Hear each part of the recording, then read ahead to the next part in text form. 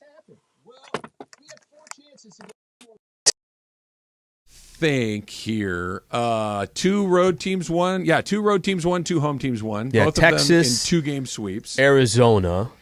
I mean, at least Arizona and Milwaukee can get a third game. That series, those little 3-game series, those things are brutal. Yeah. They are, because if you lose game 1, you are in a do-or-die situation in a day.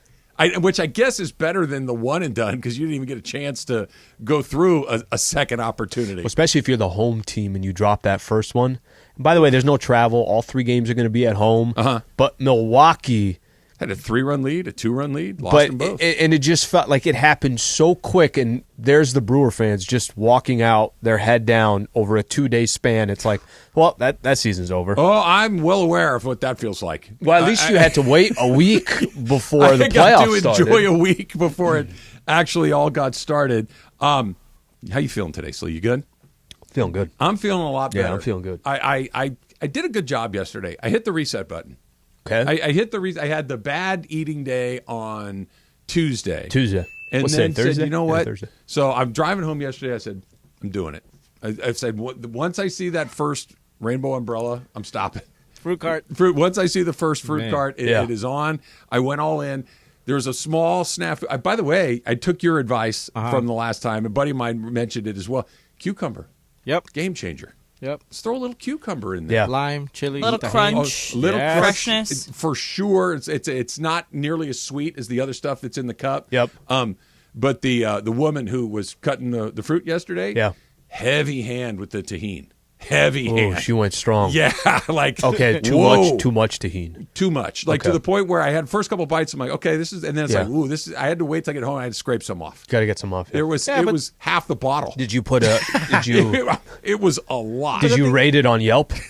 The thing about tahini, it's not spicy. You know, no, it's not spicy. It's just a good season. It was like almost there was so much it had kind of takes away the fruit pieces. Yeah. Just so what kind did you get? The mix or? I had mango, and the mango wasn't perfectly ripe. It was green. It was a B mango, not an A+ mango. Pineapple perfect, watermelon perfect, cucumber perfect, and then the coconut. They're giving the pieces are too thick. I want it thinner. I want the coconut. So you thinner. went the so whole. I think I'm going to leave the coconut sometimes out moving forward. I get stuck. So you didn't get the cup. You got the box. No, I got the cup. Oh, okay. But they put the bag, so they overflow the cup, so you get the pieces in the bag. Man. They know how to yes, do it. Sometimes I get caught up. You know, it's like I have like a watermelon. I really want watermelon or something like that. So I just end up getting the full cup of just watermelon. Oh, that's not a bad but idea. that's a lot of watermelon. It is. The diversity that you put into your cup is probably the right way of doing it. Jorge, what are those little orange looking little balls I know that are in the water? They have a little seed in the middle. Yeah, what is that? I don't know what they're called. I asked and she told me and I already forgot. Yeah, I blanked out on the name. I don't know. Are they good? They're delicious. Yes. Okay, so I should try that. You should try those. Okay. They're like cherries. They're like little. Yeah, they're about the cherries. size of a cherry. Yeah. So how far was this from here? Almost all the way home. Okay. Almost all the way home. The closest one's right here on 11th and Pico. Yeah, you know where I always end up with those? Let's go walk it's like, and get one. It's sure.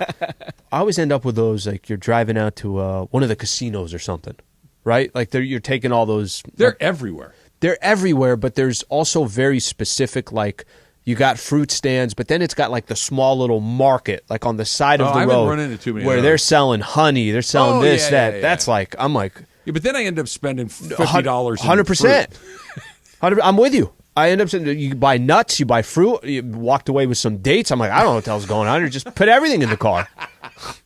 You've got places are grocery bags. The oranges. I'm looking up that fruit now. The oranges look amazing. I bring my own shopping cart.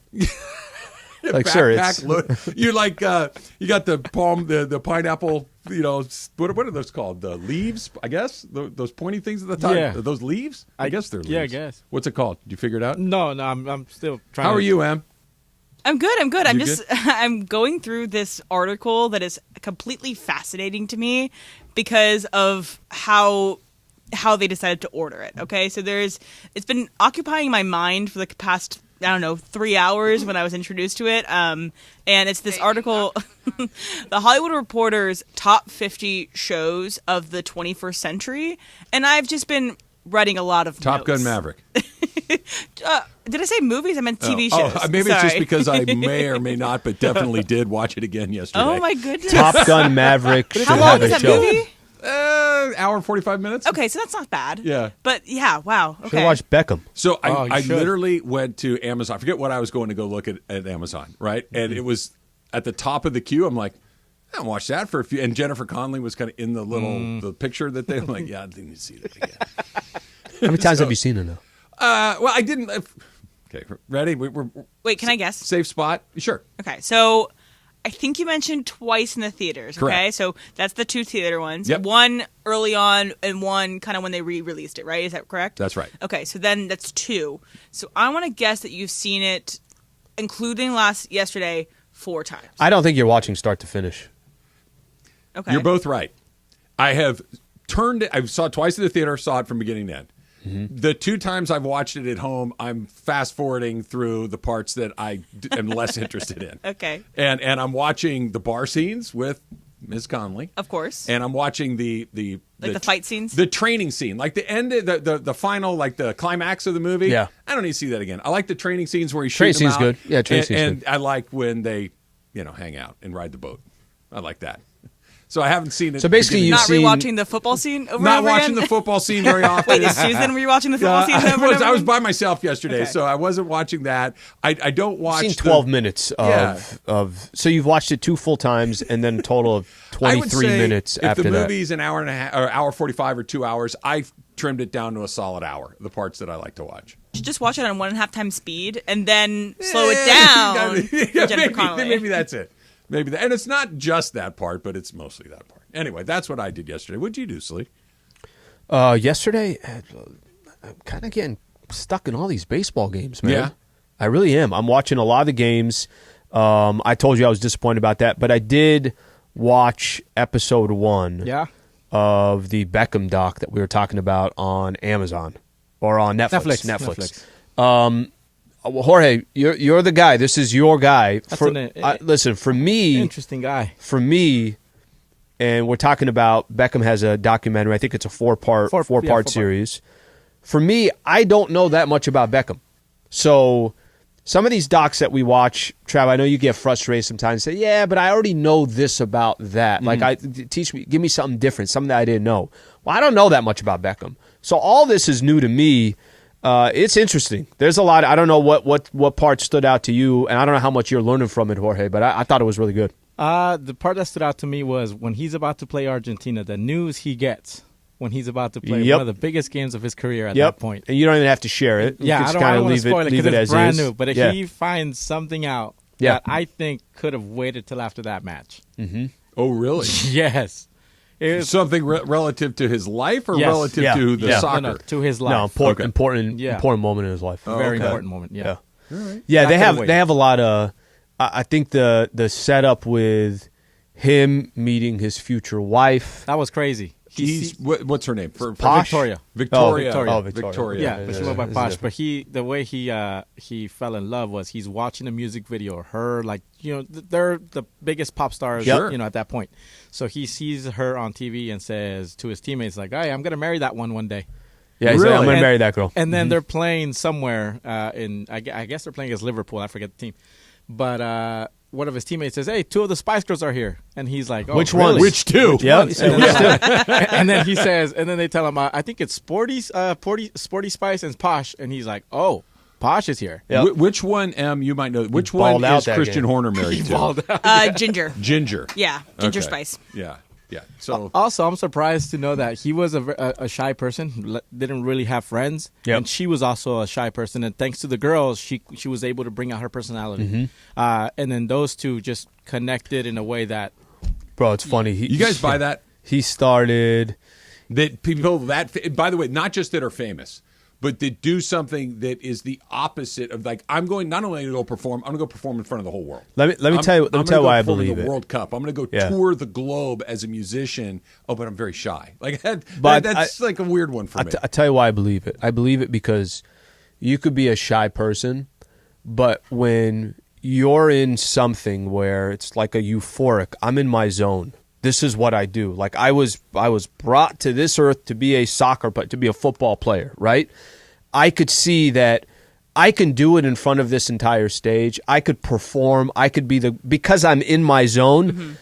But outside of that, I'm also not a person that if you gave me a microphone and I had to get in front of a crowd, that I'm comfortable with it. Yeah. That I could see them being shy, but in their own, musicians is a perfect example. Might be somebody who's shy, but if I'm playing the guitar and that's what I do, that I could step out and be almost kind of a different person. So, like, yeah, Beyonce kind of does that. I mean, she's not a shy person, I don't think.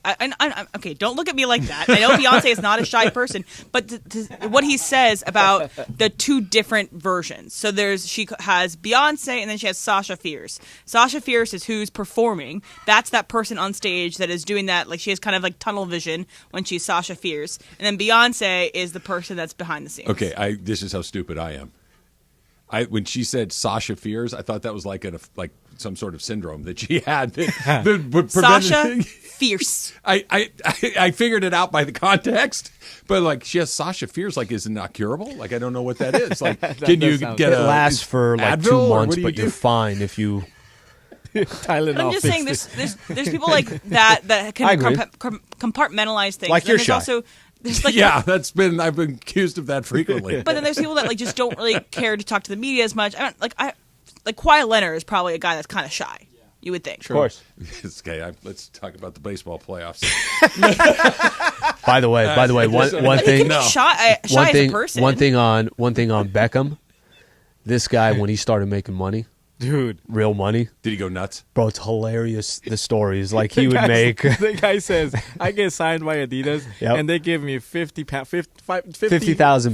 pounds. Yep, and then the next day, I go to BMW, get an M3 for guess what? For 50,000 pounds. And his buddies are like, "What are you doing?" He's like, "Aren't you investing in like a trust fund or anything?" He's like, "What is that?" He was telling the story of if he got paid on Friday, Saturday he spent it all, and then would wait. He would wait until Friday, replenished. Saturday, he'd spend it all again. I got a lot. What is his background? Did he come from no money? No money. Okay. Yeah. That's not an uncommon story. Right. Hardworking, like parents working till midnight, this, whatever. So he actually... Mom was a hairdresser. Okay. Yep. But I like how it starts with the moment that put him on the map. Yeah. It doesn't start with like, oh, this is, born David Beckham, in this born city, in, and from parents. It doesn't start there. Sold me. Doing his interviews, he's like, yeah, that's a Gucci jacket. The guy was just spending, his money was gone. The Rolex watch. Oh, yes. Another cool thing is they talked to the paparazzi that took the first photo of Posh and him together. Yeah. Oh, okay. Yeah. Like, it goes that deep. Yep. Like, they talked to the first people that put them on the magazine. You guys sold me, and I'm going to watch it after my 6th viewing of Top Gun Maverick. On 1.5 times. 1.5 times. We don't want to get in your way. Get in your way of that. All right, Dodgers have a first-round opponent. The Arizona Diamondbacks are coming to town on Saturday. We'll break it all down. It's coming up next. It's Travis Sliwa, 710 ESPN. Are you dealing with a dead battery? If you are, head to AutoZone, America's #1 battery destination. They offer free battery services like free battery testing and free battery charging. Their free battery testing will let you know if you need a new battery or not, or if you just need a fresh charge. And if you happen to need a replacement, they got you covered with that as well. It's the only place you can find proven tough Duralast batteries. So the next time that you are having battery trouble, head to AutoZone, your battery solution and America's #1 battery destination. Hey guys, it's producer Lindsay Baseball, and guess what? Thursday Night Football has a brand new home, and it's the 909 Sports Bar at Yamava Resort and Casino. Join me and the 710 Fun Games Department every Thursday night for a party. I will be giving away $1,000 cash every Thursday night. So this Thursday from 4 to 7 at the 909 Sports Bar, win cash and watch football with me, producer Lindsay Baseball. Or maybe they should call me Lindsay Football. See you there. All right, I just got a text from Sedano, and here's the deal. On Tuesday, October 10th, me, Sedano, the entire Sedano and Cap Circle, we're going to broadcast from a 7-Eleven. We're having Andrew Whitworth, the Super Bowl champion Ram, come to a 7-Eleven. We're going to be eating hot dogs. We're going to be eating pizza. We're going to try the Slurpees. I haven't had a Slurpee in ages. Do they still have the straw with the little like spoon at the end of the straw? So here's the details. It's 1481 West Hollenbeck Avenue. This is Tuesday, October 10th from 4 to 7, presented by Bud Light and 710. You're not going to miss the 7-Eleven. It's this place that has the 7 and the 11 right there on Hollenbeck. You're going to know it. You're going to remember it. We'll see you out there. Hey, it's Corporate Greg Bergman. I am going to be at Hollywood Park Casino on Monday for Raiders and versus the Packers. And I don't really know what to do, Ireland. Raiders! What should I do, Ireland? Should I root for the Raiders to win? What is the Raiders' record right They now? are 1-3. All right, they're going to finish 14-3. So whether you root for them or not, they're going to win. So if you're going to have fun, buy a beer, root for the Raiders. You'll be at Hollywood Park Casino. Yeah. Is this when you might give away $1 million? Yeah, I'm giving away $1 million, 4 chances at $1 million on Monday. So, yes, always root for the Raiders to win. All right, so come hang out with me at Hollywood Park Casino and root for the Raiders to win. Who are they playing? The Packers. Ugliest uniforms in the league. Yeah, and it's Jordan Love. Come on now. Please. Love this, Jordan.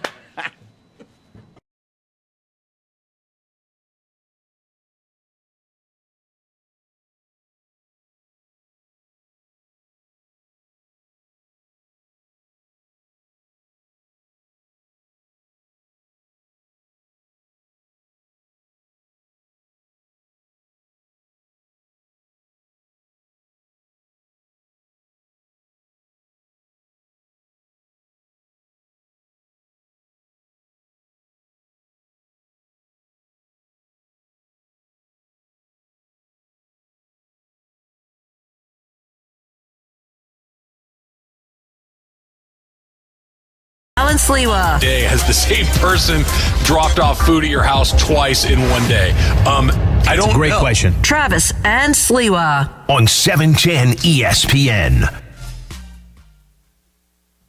So we have our NFL Week 5 picks against the spread. And when are we doing that? We're going to do that at 12:30. And just so you know, this isn't a me problem. This is a Jorge problem. He's had the first pick 3 weeks in a row. Yeah. You got it again? I got it again. Yeah, 3 weeks in a row he's had the first pick in the draft. In our draft. Okay. So stop getting mad at me. Start so getting we're doing mad at the Jorge. draft at 12:30 or the picks at 12:30? Oh, sorry. It's okay. We're doing picks at 12:30, draft at 12. I just wanted to bring up the Jorge draft part because it's been sitting on my brain. Al, can you imagine this? Emily, I haven't had Emily, don't the listen first to this pick part. in so long. I've on. barely had the first pick. Hold on. Al, imagine if every week somebody came in and was frustrated by someone else having the first pick over and over again. Can you imagine what that must feel like? Well, no, I think it's it's the way you kind of hide it. Yeah. You know what I mean? So I think there's a reason why he has a streak of going 3 in a row. It makes her look less guilty. But I think it's misdirection. all part of the I conspiracy. can count on my hand how many times I had the first pick. Okay, guys? However many times before Jorge got here. Me too. So if we've done it, if Jorge's had the last 3 and we've done it 13 times, then you had it 10 times in a row. I know one thing. Inaccurate. I have not had the first pick. Oh, no, I had it for the wrestling. Yeah, I had it for Hulk. I took Hulk And with the Emily number still one pick. smashed us in that. Yeah. And she's like, I've never seen wrestling. And I have I'll no smash idea. you guys today. We're doing our favorite sports docs. Yes, sports docs. Yeah. Any sort of athletic feat docs. Are you going to take? Oh, Jorge, you going to take the Beckham? What you saw last night?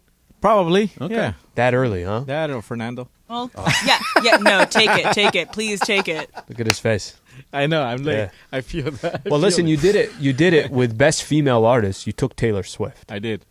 You did that And I strategically. Like usually it's And Morales. Erica Badu just to get out Slee too. So you had 2 picks that were just getting out other people in the Badu group. was a great pick. It's a good pick. Usually it's Morales that's the agent of chaos, but when you just come in and start picking, at least Fernando is a real pick for you. It's not just done I'm not just stick a doing it thorn just in my to, side. exactly. All right, speaking of the Dodgers, they play Arizona on Saturday. First pitch is at 6:20. Going to get an opportunity to go watch that one, so I'm very excited to go out to Dodger Stadium and do that. If keep your eyes peeled, and we can maybe have a beer together. So you should come, Slee. I know you got a Laker game. Just skip it and come to the Dodger game instead. Top hop, bro. You had like 11 Listen. 20-ounce beers the last time we Listen went. to me, probably. He's not lying there. I'll take another one. I'm like, damn, Sliwa. And then the guys that we got beers. Yeah, those we guys- got a those are group good of guys guys. that got beers, and one of them's like, "Hey, he's not drinking. Do you want his?" I'm like, "Let's put it right here." See, I'll take it. I was a little unlucky. I wasn't driving. Michelle was with you. Yeah. So you had a ride home. I had to drive myself home. So I'm like, no, thank you. You know how hard it is to say no, thank you to a bunch of people that want to buy you a beer? It's the worst. Speaking of beers and Michelle and being at a sports event, last night we're at the LAFC game. You got a pretzel with no cheese? Is that where you're going? Yes. Brenda goes and she's like, "You want anything from the back? Because we're in the suite, right?" Yeah. I'm like, "Sure, give me popcorn, a hot dog, anything." She's like, "Okay." So she gets me the popcorn, the hot dog, and then she brings a little pretzel. Yeah. And she's like, "Dude, I was talking so much smack about sleep, and I don't even have cheese, anything with my pretzel." She brought you a dry pretzel, or was it for her? No, she ate it herself. Okay. She's That's like, pretty funny. I have no cheese, and I was talking smack. I was ready to dip my pretzel into the person next to me's cheese. Did Brenda choose no cheese or was there no cheese available? There was nothing. I guess there was nothing available. Okay. I didn't go up there to see what they had available. Yeah, I would have. That's a slightly better. Then you just don't buy the pretzel. No, but it was a little, like a donut kind of thing. Mustard at least, The right? people next to me did it right. Yeah. They got I told you they got the cup. Double cup? So they had to spend probably a little bit extra. But there was cheese left over. That's how much cheese they But had. then second half they bring out the nachos, right? So that they give you some kind of food in the first part, and then the second half they bring out nachos and other kind of things. I'm like, hey, you should have waited for the nachos and put the get some pretzel cheese. in your pocket. Wait for the second Put it half. in the purse. Wrap it in a napkin. Put it in a purse. a jacket. Is Brenda stealing pretzels? No, she's just waiting for the cheese to come out. All right. So anyway, Dodger game 6:20 on Saturday night, and Clayton Kershaw is going to pitch game one. That's been established. We can talk about that coming up in a second. And we're going to see Merrill Kelly, Team USA's starting pitcher in the championship game against Japan from the World Baseball Classic. He's getting the start as well.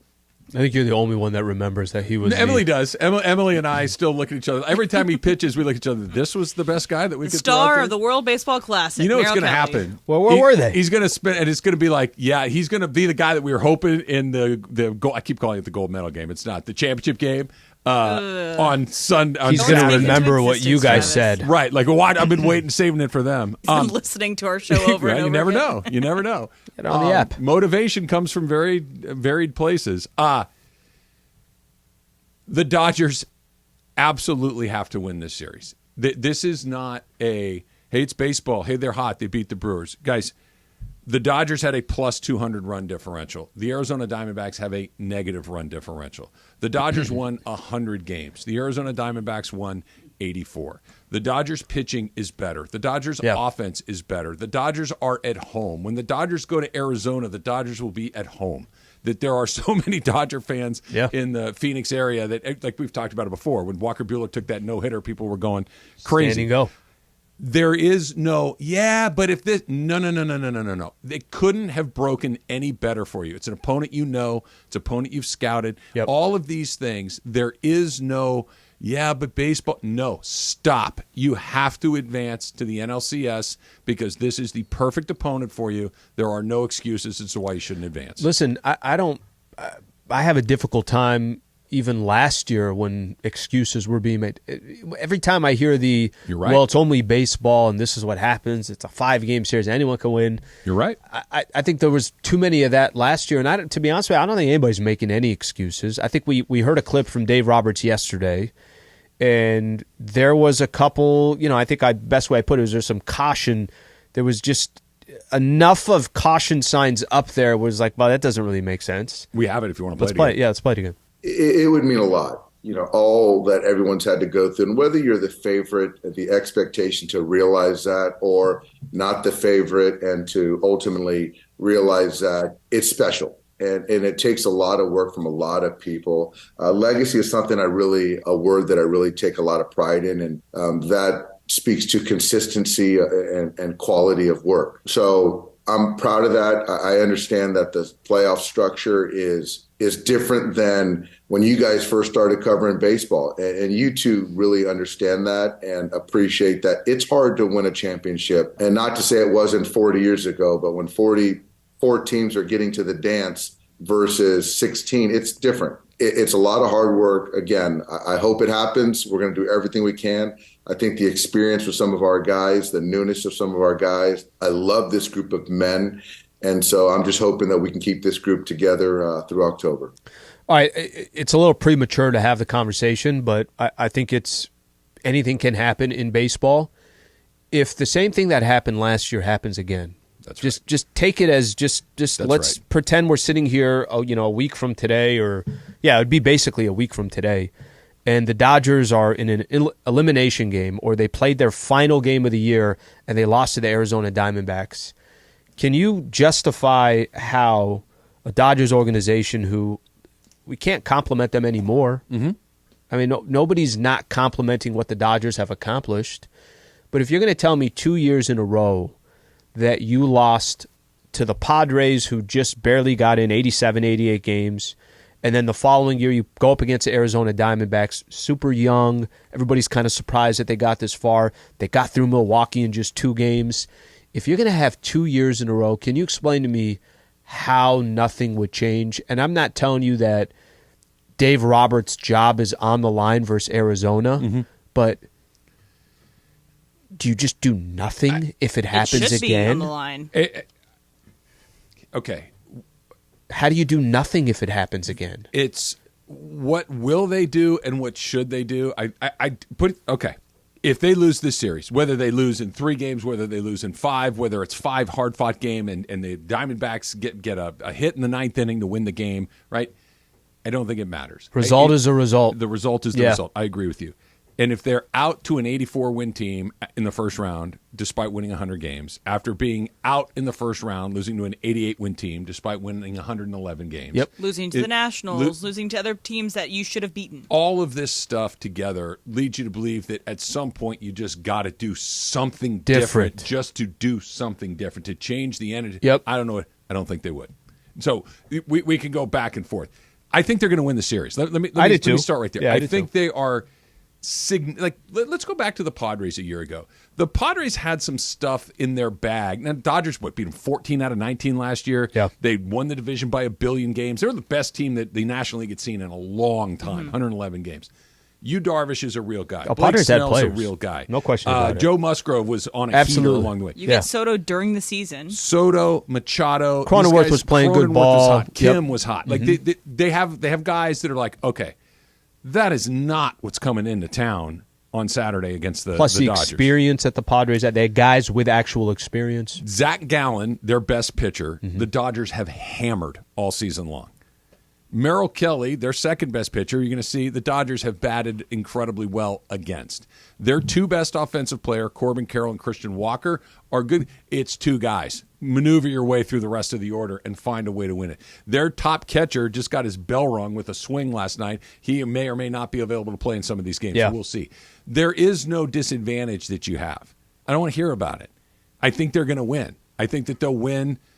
I don't know if it's comfortable. It doesn't matter, really. Win in 3, win in 4, win in 5. It doesn't matter. Win the series.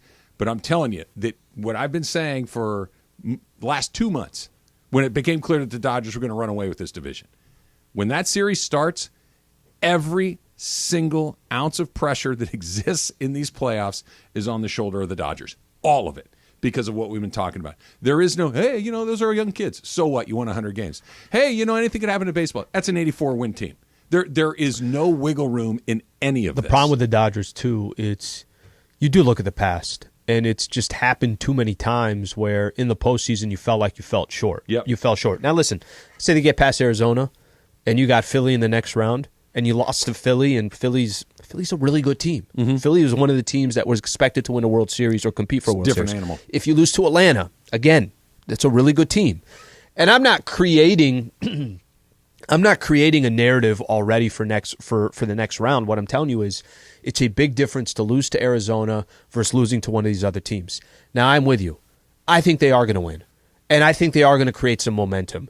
And I think they've had a very special season under the circumstances, and they won 100 games, and they have a very different feel to them than I feel like they had last year. How much that changes starts Saturday, we're going to find out. That's what I'm excited to see. I agree with everything you just said, but I think that it goes right back to where it was a year ago on Saturday night. And Kershaw, by the way, fall behind. Kershaw starting on Saturday. I think, and I would do this when we come back, but there's 2 things here. What would have to play out in order for them to and I don't know how much this ties back to last year.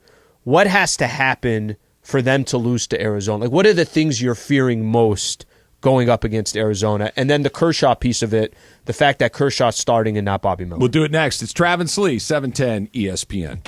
If you get hurt in an accident, call Sweet James.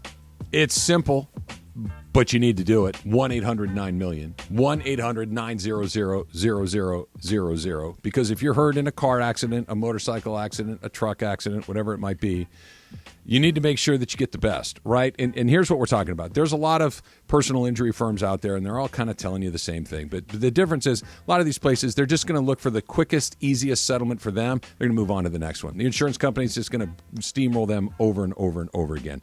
That's not what they do at Sweet James. Their goal is to get the most out of every case, the biggest, the most, every single time, which means they're going to fight for the best settlement possible for you. And if they don't get it, they're going to go to work, right? 4% of these cases go to trial, but those are the big ones, and that's where Sweet James is the best. 98% winning percentage. Why would you call anybody else? When it matters the most, call the best. Call Sweet James. 1-800-9-MILLION. That's 1-800-900-0000 and sweetjames.com. Hey guys, it's producer Lindsay Baseball, and guess what? Thursday Night Football has a brand new home, and it's the 909 Sports Bar at Yamava Resort and Casino. Join me and the 710 Fun Games Department every Thursday night for a party. I will be giving away $1,000 cash every Thursday night. So this Thursday from 4 to 7 at the 909 Sports Bar, win cash and watch football with me, producer Lindsay Baseball. Or maybe they should call me Lindsay Football. See you there. So Al and I are teaming up for your chance to win an entire office full of lunch from Waba Grill. You're going to want to listen for your cue to call tomorrow. You got a chance to feed the entire office these unbelievable Boom Boom tacos. All right, we got the Boom Boom tacos. We got some ribeye. We got some chicken. We got some shrimp. I'm making it sound like I cooked them myself. Unbelievable tacos. All right, you can visit wabagrill.com. You can order online. Just go on in, get yourself some of these tacos. Visit your local Waba Grill location. Of course, walk right in. Of course, you can order online for delivery or pickup. Waba Grill, right? Eat smart, be healthy.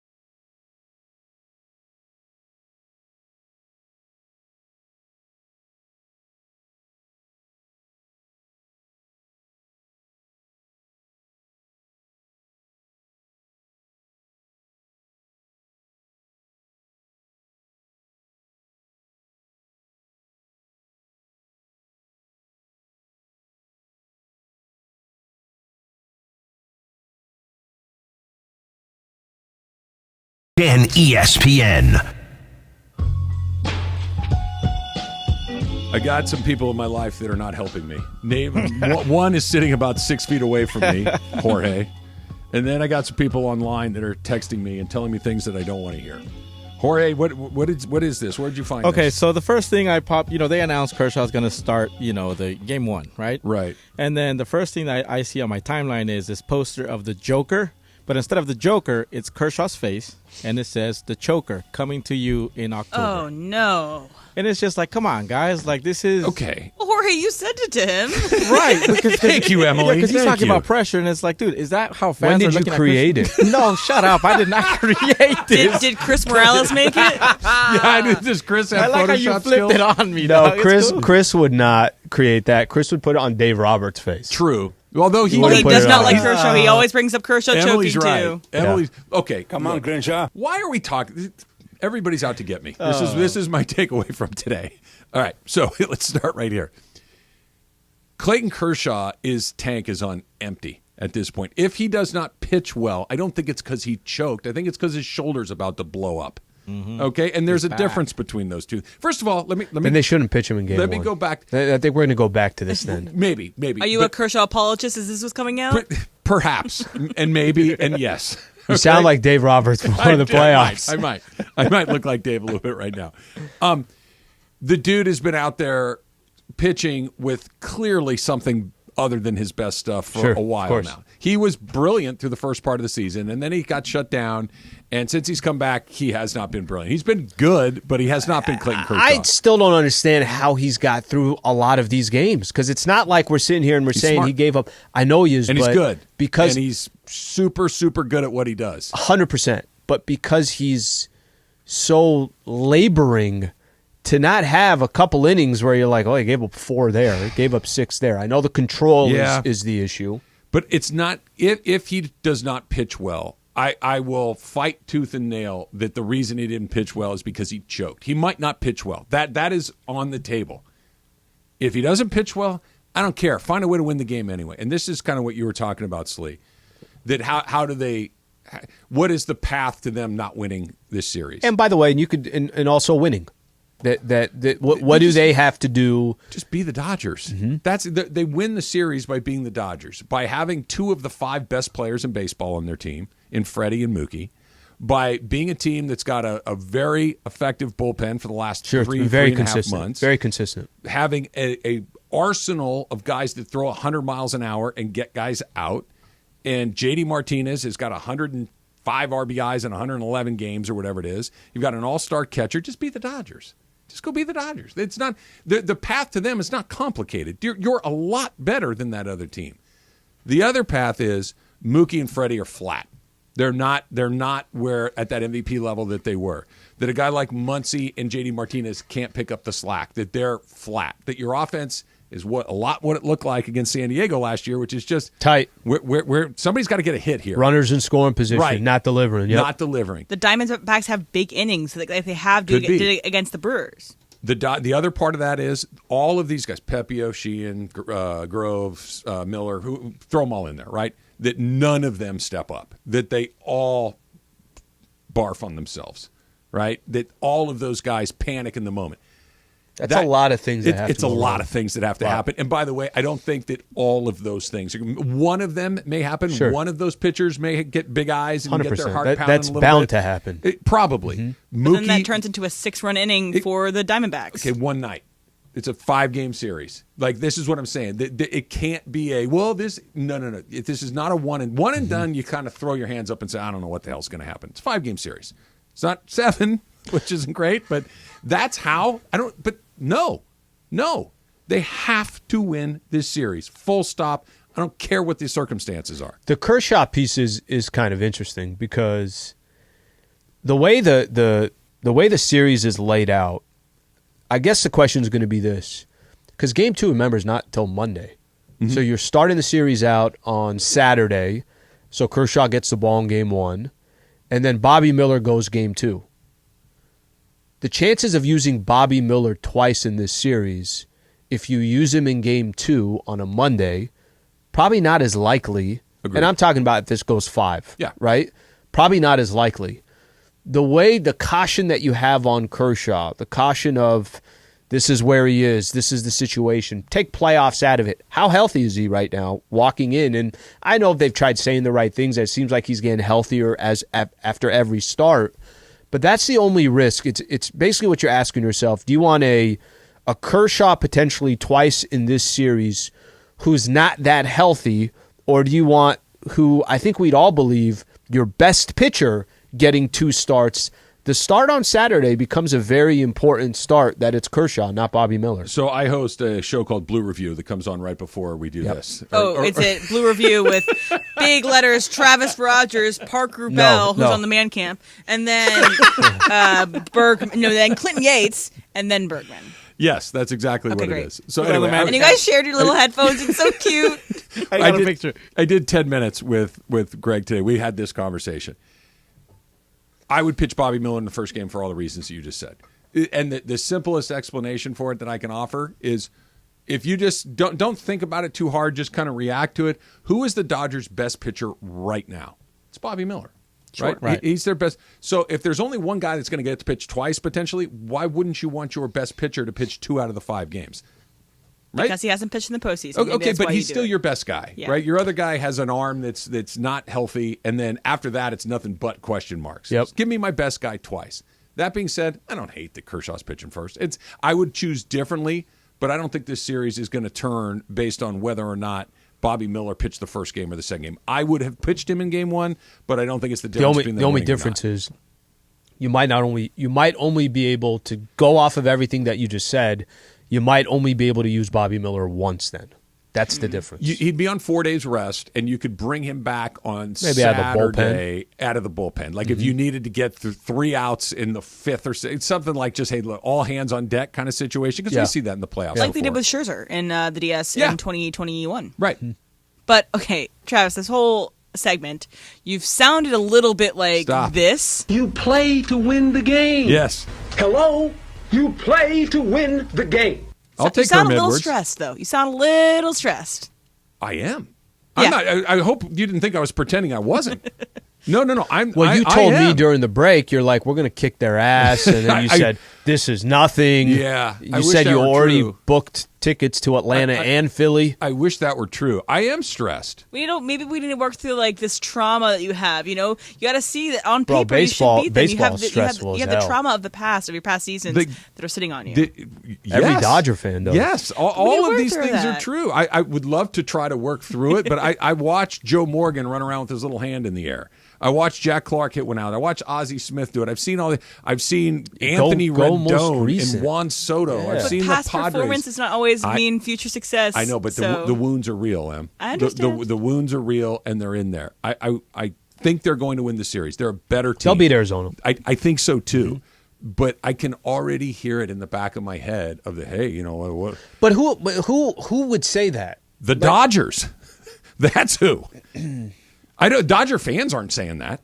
I don't even think any experts, anybody's saying that. And by the way, that would be the Dodgers. But that's the stupidest answer that you can have. It's the dumbest answer that you can have. Did you not hear him last year? Did you not hear? Remember last year? Well, we got 10 in a row. It's don't sleep on 10 in a row. Bam. And then this year, it's consistency over regular season. There's 16 teams. There's not 4. They're doing it already. Super fun season. Actually, that's actually a good point. The stuff they were saying before postseason, it was actually when they clinched. When they clinched and then they won 100-plus games, and it was Andrew Friedman saying, we really want you guys to appreciate what's happened in the regular season. It's like, all right, they appreciate it, but you're the Dodgers, and the only thing they're really going to appreciate is if you get a World Series. Dodger fans, of which I count myself among they're not saying it. It's this anything can happen. Okay. I mean, I guess, but why does the bad stuff seem to happen far more frequently to you, who's been the better team, far more frequently than not? Yeah. Like you would think, if anything, it should be 50-50. Averages out. Right? And so far it hasn't. And they won 100 games. And that team won 84. And you've got your guys, you've got 2 MVP candidates. That's why I have a very difficult time thinking if it didn't work out that nothing new happens. 111 games last year. They get lost in 4 games to a team that got in on the last weekend of the season. Mm-hmm. Nothing happened. You know what I mean?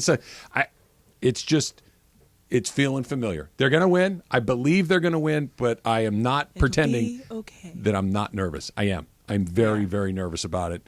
Been through it too many times. Hey, did you see? Foo. Coming up next, it's Travis Sliwa, 710 ESPN. Hey guys, it's producer Lindsay Baseball, and guess what? Thursday Night Football has a brand new home, and it's the 909 Sports Bar at Yamava Resort and Casino. Join me and the 710 Fun Games Department every Thursday night for a party. I will be giving away $1,000 cash every Thursday night. So this Thursday from 4 to 7 at the 909 Sports Bar, win cash and watch football with me, producer Lindsay Baseball. Or maybe they should call me Lindsay Football. See you there. All right, I just got a text from Sedano, and here's the deal. On Tuesday, October 10th, me, Sedano, the entire Sedano and Cap Circle, we're going to broadcast from a 7-Eleven. We're having Andrew Whitworth the Super Bowl champion Ram come to a 7-Eleven. We're going to be eating hot dogs. We're going to be eating pizza. We're going to try the Slurpees. I haven't had a Slurpee in ages. Do they still have the straw with a little like spoon at the end of the straw? So here's the details. It's 1481 West Hollenbeck Avenue. This is Tuesday, October 10th from 4 to 7, presented by Bud Light and 710. You're not going to miss the 7-Eleven. It's this place that has the 7 and the 11 right there on Hollenbeck. You're going to know it. You're going to remember it. We'll see you out there.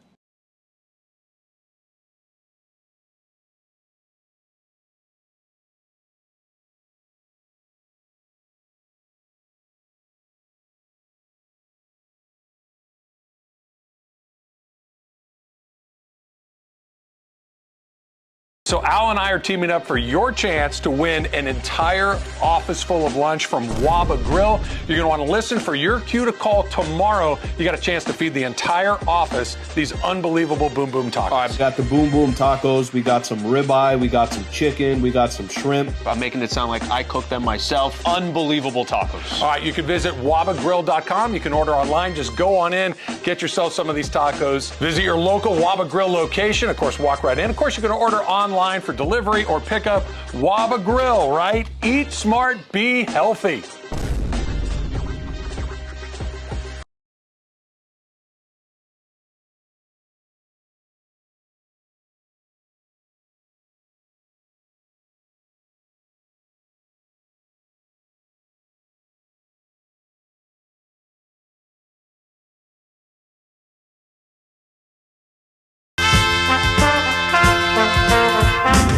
And it is Travis Sliwa, and it's time for the segment we do around this time, 10:40 a.m. on Tuesdays and Thursdays. Hey, did you see that sky today? Did you guys see that? Basically, the days we don't do Ask Slee, we do this thing. It's called Hey, Did You See? Did you see that? I saw it, I did it. Did you see the memo about this? I mean, I'm excited. You can tell by my read. Hey, did you see? Did you happen to see? It's time for Hey, Did You See? Hey, man, did you touch my drum set? Have you read this? Right now on Travis and Sliwa.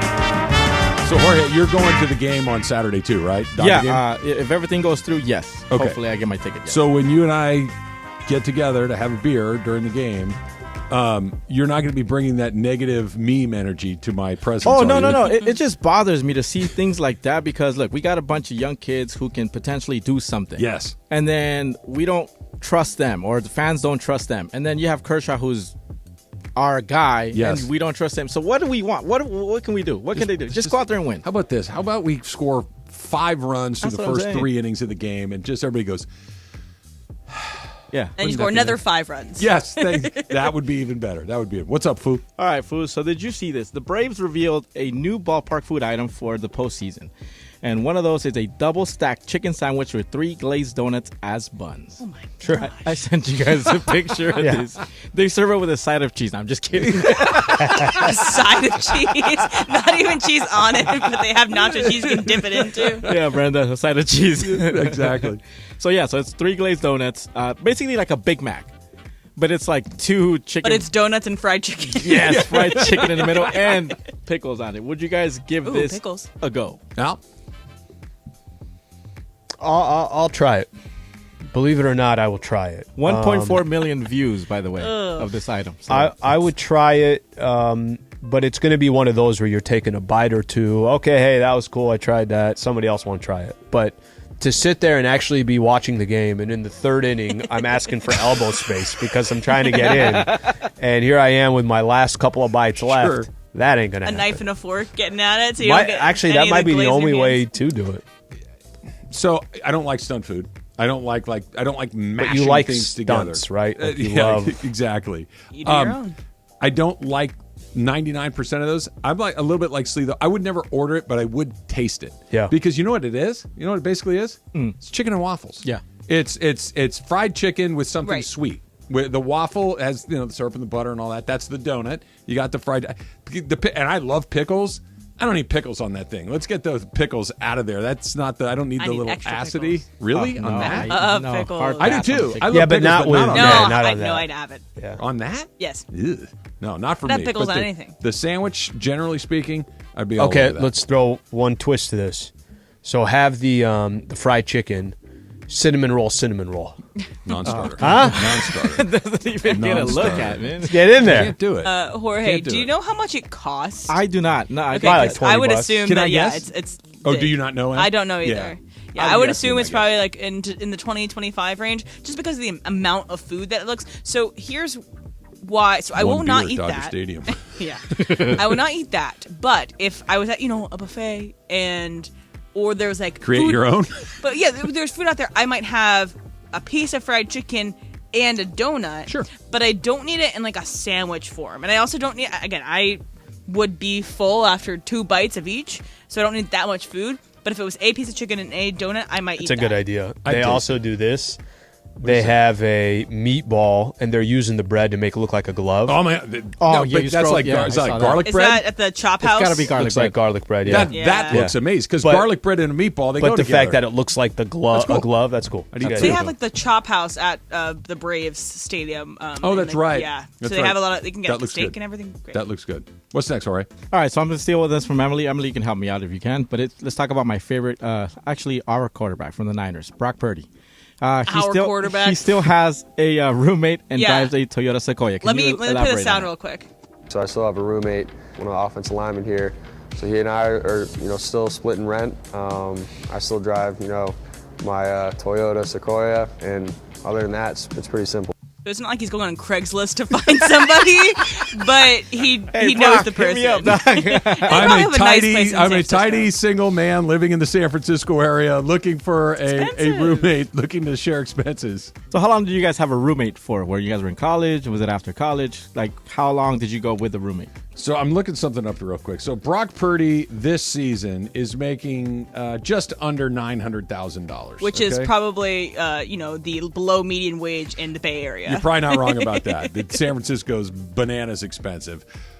He makes $900,000. First of all, he should be living by himself. First of all, negotiate with John Lynch from the 49ers that, hey, can I also get can I get a place? Apartment. Yeah, can I get a place, studio, please? I feel like he should be living by himself. I haven't had a roommate since I was in college. We were talking about this morning. When I was done with college and started my air quote adult life, where you had a job, making my own money, and able to make the decisions that I wanted to make on where that money was going to go, at the very one on my to-do list was I do not want to have a roommate ever again, and I never did. I lived in a teeny tiny bachelor apartment in Sierra Madre for a couple of years. It literally, my entire space was about half the size of this room, and 90% of that was filled up with my bed. But it was just my spot. That's all. And That's all you need. And that's all I wanted. I haven't had a roommate since college. When I moved to LA, I didn't have a roommate for a couple of years. I had roommates when I just got out of college, and then eventually I had my own place. Then when I moved up to LA, I have a cousin of mine who lives in Los Angeles as well. So her and I lived together for a couple of years, and then I eventually got my own place. So it's been a while. It's been a while since the last time I had a roommate. So obviously you guys know this, that I have roommates. I have multiple roommates, but I think I like it because, so for me, I grew up in a house with 4 girls. I like having Action. a lot of people in the house Yeah. because if I'm alone, it just makes me a little scared sometimes. I like having people around. It doesn't make me as sad. Even if I don't talk to these people all the time, it makes me less sad to have people around. So that's one thing for me. And I also like the benefit of having more space for less money. So the house that I live in has a lot of space. I have a lot of storage. I have a lot of these things. But you can split it a up lot amongst- less money that I have to spend on this, and I also prefer to do other things. But so I understand where you're coming from. Yeah. But this is for me. But I've lived on my own for 1 total year, and I did not like it. But I also didn't like there's a lot of other extenuating circumstances around that. But when roommates are great for me, it's amazing. What we should do, because we're doing the show every day, everything else, we should all get a place together Monday through Friday. Like an episode of Big Brother? And then Friday, after the show, Cameras. everyone goes their separate ways until Monday. I've had one roommate for about 30 years. Why do I feel like we're keeping it that Why do way. I feel like Jorge and I would be playing FIFA till 3 a.m. in the morning, and you'd be yelling at us, guys? We got a show in the morning. Go to sleep. Bobby said to me last night, my oldest son Bobby, he goes, "You're going to bed?" I'm like, "Yeah." He goes, "It's not even 9 o'clock yet." I'm like, what's your point? I'm going. It's like 8:55. It's close enough. shutting it down. It's pretty funny. One day you'll understand, kid. One day you'll understand. It's not only that I'm tired, but it's something I look forward to doing throughout the day. Absolutely. Also, Slee, I don't know if you saw, but FIFA is end of an era. It's no longer called FIFA. It's like What is EA. It's called EA Sports FC 24. Yeah. Oh, that's a lot. Dude, no. I mean, it's just... It broke Alan's heart. It's still EA Sports, but it's just called FC 24. I Same think that game, different FIFA name? Same game. had issue, or EA had issue. Anyway, it's having to do with FIFA. Well, they didn't pay the right person Correct. at FIFA. Can you imagine right? if Madden was called something else? No. Like, that's what I'm saying. Called No. NFL, EA NFL. NFL, right? NFL, I think exactly. I'm still playing. I think the last time I played, I'm still playing 2004 FIFA with Henry. Oh, man, that was a So good one. Thierry Henry. So I think I'm fine. The shipment of samurai swords and cakes didn't go to the right address, I guess, because that's Guess not. They like their, what is it, payoff? What are we calling it? I mean, encouragements. That's like calling. No, when I'm when with they you. changed the name here, it was like, what are we doing? Which name? Crypto.com. Crypto.com Like, from I mean, Staples Center. It's you can't call it something. Then you get else. used to it too. But the Madden thing is the perfect example of Correct. you're not going to change Madden's name. No. It's John Not gonna Madden. change Well, that. what if the Madden Family Family? Trust Yeah, you don't was have a like, choice. hey, we would no longer Yeah. like to have Madden attached to this game. We're going to pull it. Call it Madon. Put an Or call O. it like, you spell it like Joe Madden. Joe Madden. Damn it, you beat me to it. You beat me to it. I was going to go, what you do is you get Joe Madden as your guy and pay him to change his name to EN instead of ON, and then you keep it You're going. set. There you go. That's how The you solution. do it. Problem solvers. Called around FIFA. here. Problem solvers. All right. The Lakers and the Nuggets open up the season in a couple of weeks, and they're already chirping at each other, and I love it. It's coming up next. It's Travis Sliwa, 710 ESPN. You never have to miss a moment of LA's mega sports station.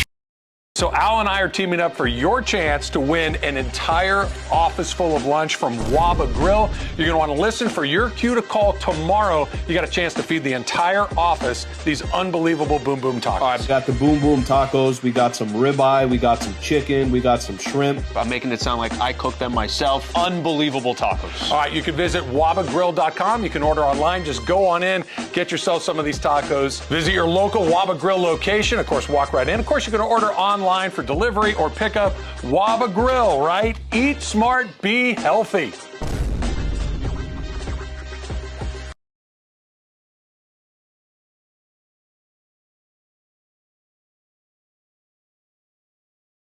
Hey guys, it's producer Lindsay Baseball, and guess what? Thursday Night Football has a brand new home, and it's the 909 Sports Bar at Yamava Resort and Casino. Join me and the 710 Fun Games Department every Thursday night for a party. I will be giving away $1,000 cash every Thursday night. So this Thursday from 4 to 7 at the 909 Sports Bar, win cash and watch football with me, producer Lindsay Baseball. Or maybe they should call me Lindsay Football. See you there.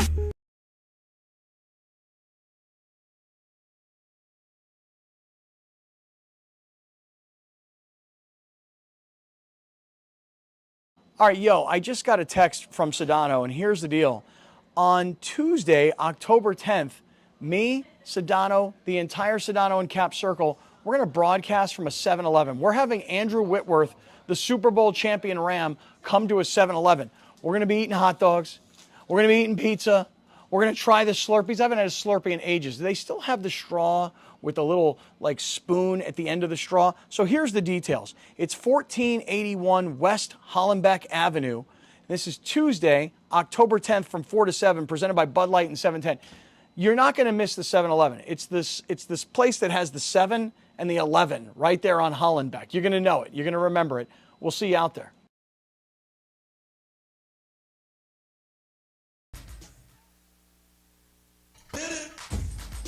So there's been something that, again, I talked about in the first hour, but I can't get it any longer. I have to talk about this article because it's the Hollywood Reporter's critics pick the 50 best TV shows of the 21st century. So since 2000 to now. So the show had to have started post 2000, I believe, is what their range is. Okay, so Seinfeld is out of it. TV show like are the Netflix series, all that, are those technically anything that's a TV show? Okay. So that includes Netflix series. That also HBO includes things that are like a news show. So, for example, like a Jimmy Fallon's Tonight Show or the a variety show. Yeah, variety show. That all counts as well. Okay, so real quick Yes. question: something that started in the '90s but carried into the 2000s does not count. Does not count. So Friends, for instance, would not be on the list. The only one that does Seinfeld count that not they're in. counting is Sopranos. So 1999 does count because the majority of the show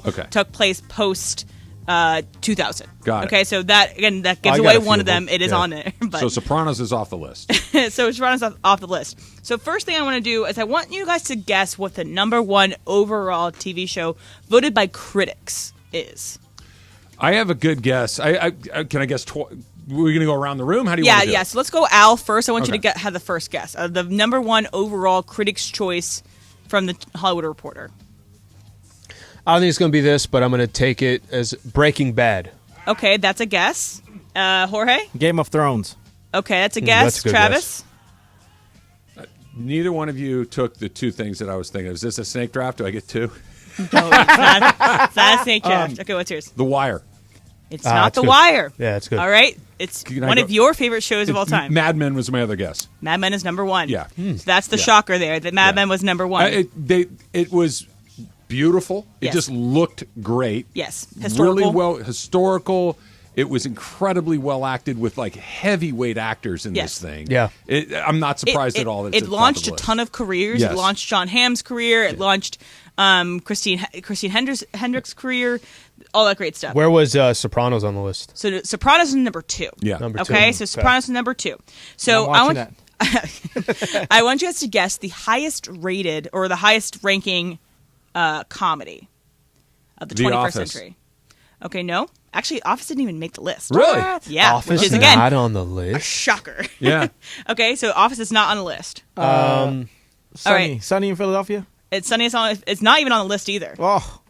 Parks and Rec. Parks and Rec is on the list, but is not the highest rated comedy. Okay. Is it Highest mainstream?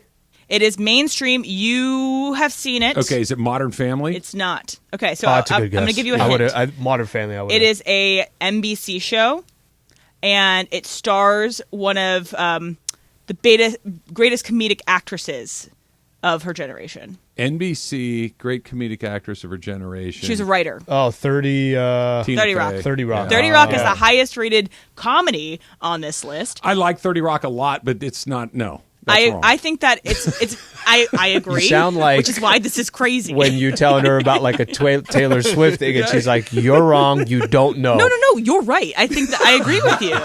That 30 Rock is too highly ranked on this. It's a good show. I liked it. I've seen it. It does not age well.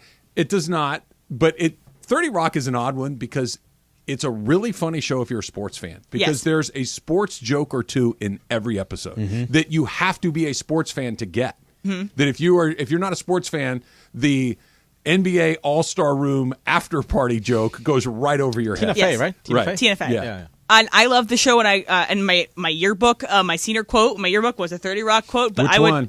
It was I want to go to there. It wasn't like it was crazy. It's fine. Was Breaking Bad high on the list or Has no? to be. So- Has to be. I want you guys to guess where Breaking Bad is, and it's a shocker at where it is. Well, it is just because she way says, too late. Just because she says shocker, I would have thought it's top 10. I So would've clearly it's not. Is 50th. it top 25? It's top 25. Okay. 25th. No. 20th. Jorge? 15. It's 16. Ah. It is at 16. That's No. ridiculous, especially Yeah, for what beats critics. Breaking? How do you have Give us the top 10. 15 now. other? Okay, I'm going to give you the top 10. I want you guys to guess one more thing. Okay. The highest streaming show. The show that only lived I gotta guess. on Netflix, just Hulu, just HBO Max. House of Cards. No, That's a good guess. it's not House of The Cards. Crown. No. And it's also the highest rated animated series on the list. And it's in the top 10. Only online. Only online. I wouldn't even know. BoJack Horseman. Ding, ding, ding. Yeah. It was BoJack Horseman at 10. You ever watch that? No. It's incredible. It's Really? It's a very good show. It's Yeah. super dark, super deep. You actually might like it, Al. It's incredible. It's really good. It's really good. I don't like You don't throw adult incredible comedies. around It's very often. It's very, very. Except for It's a Maverick. disgraced former TV star who's a depressive. He's a drug addict. It's Mr. Peanut Butter is his.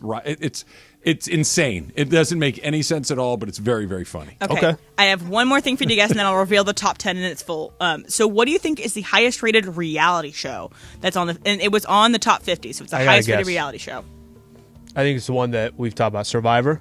Ding, ding, ding. Yeah. It is Survivor. Yeah. Survivor was That at one number sounds 23. like it just dominated for so Did you ever long. watch it?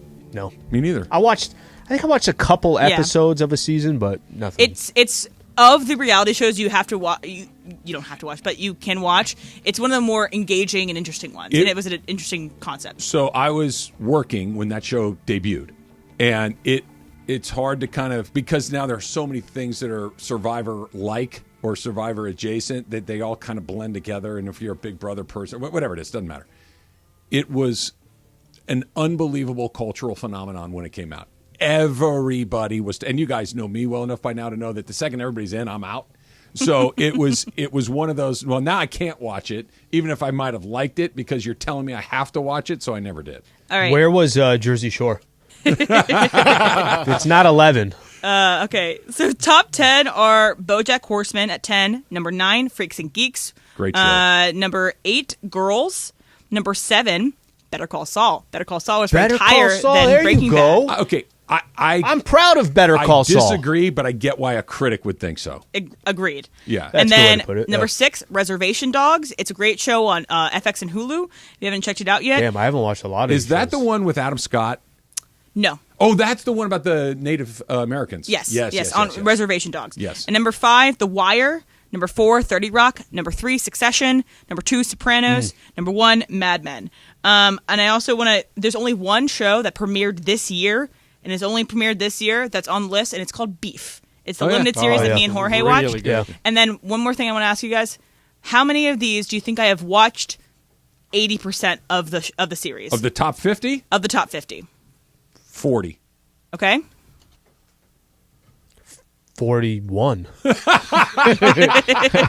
Playing Prices Right. All right, Jorge. I'll go 37. I was going 42. It's actually a lot less. It's 26. Oh. So I'm aware of all of these. I just have not watched 80% Step of your all of game these. up. I know.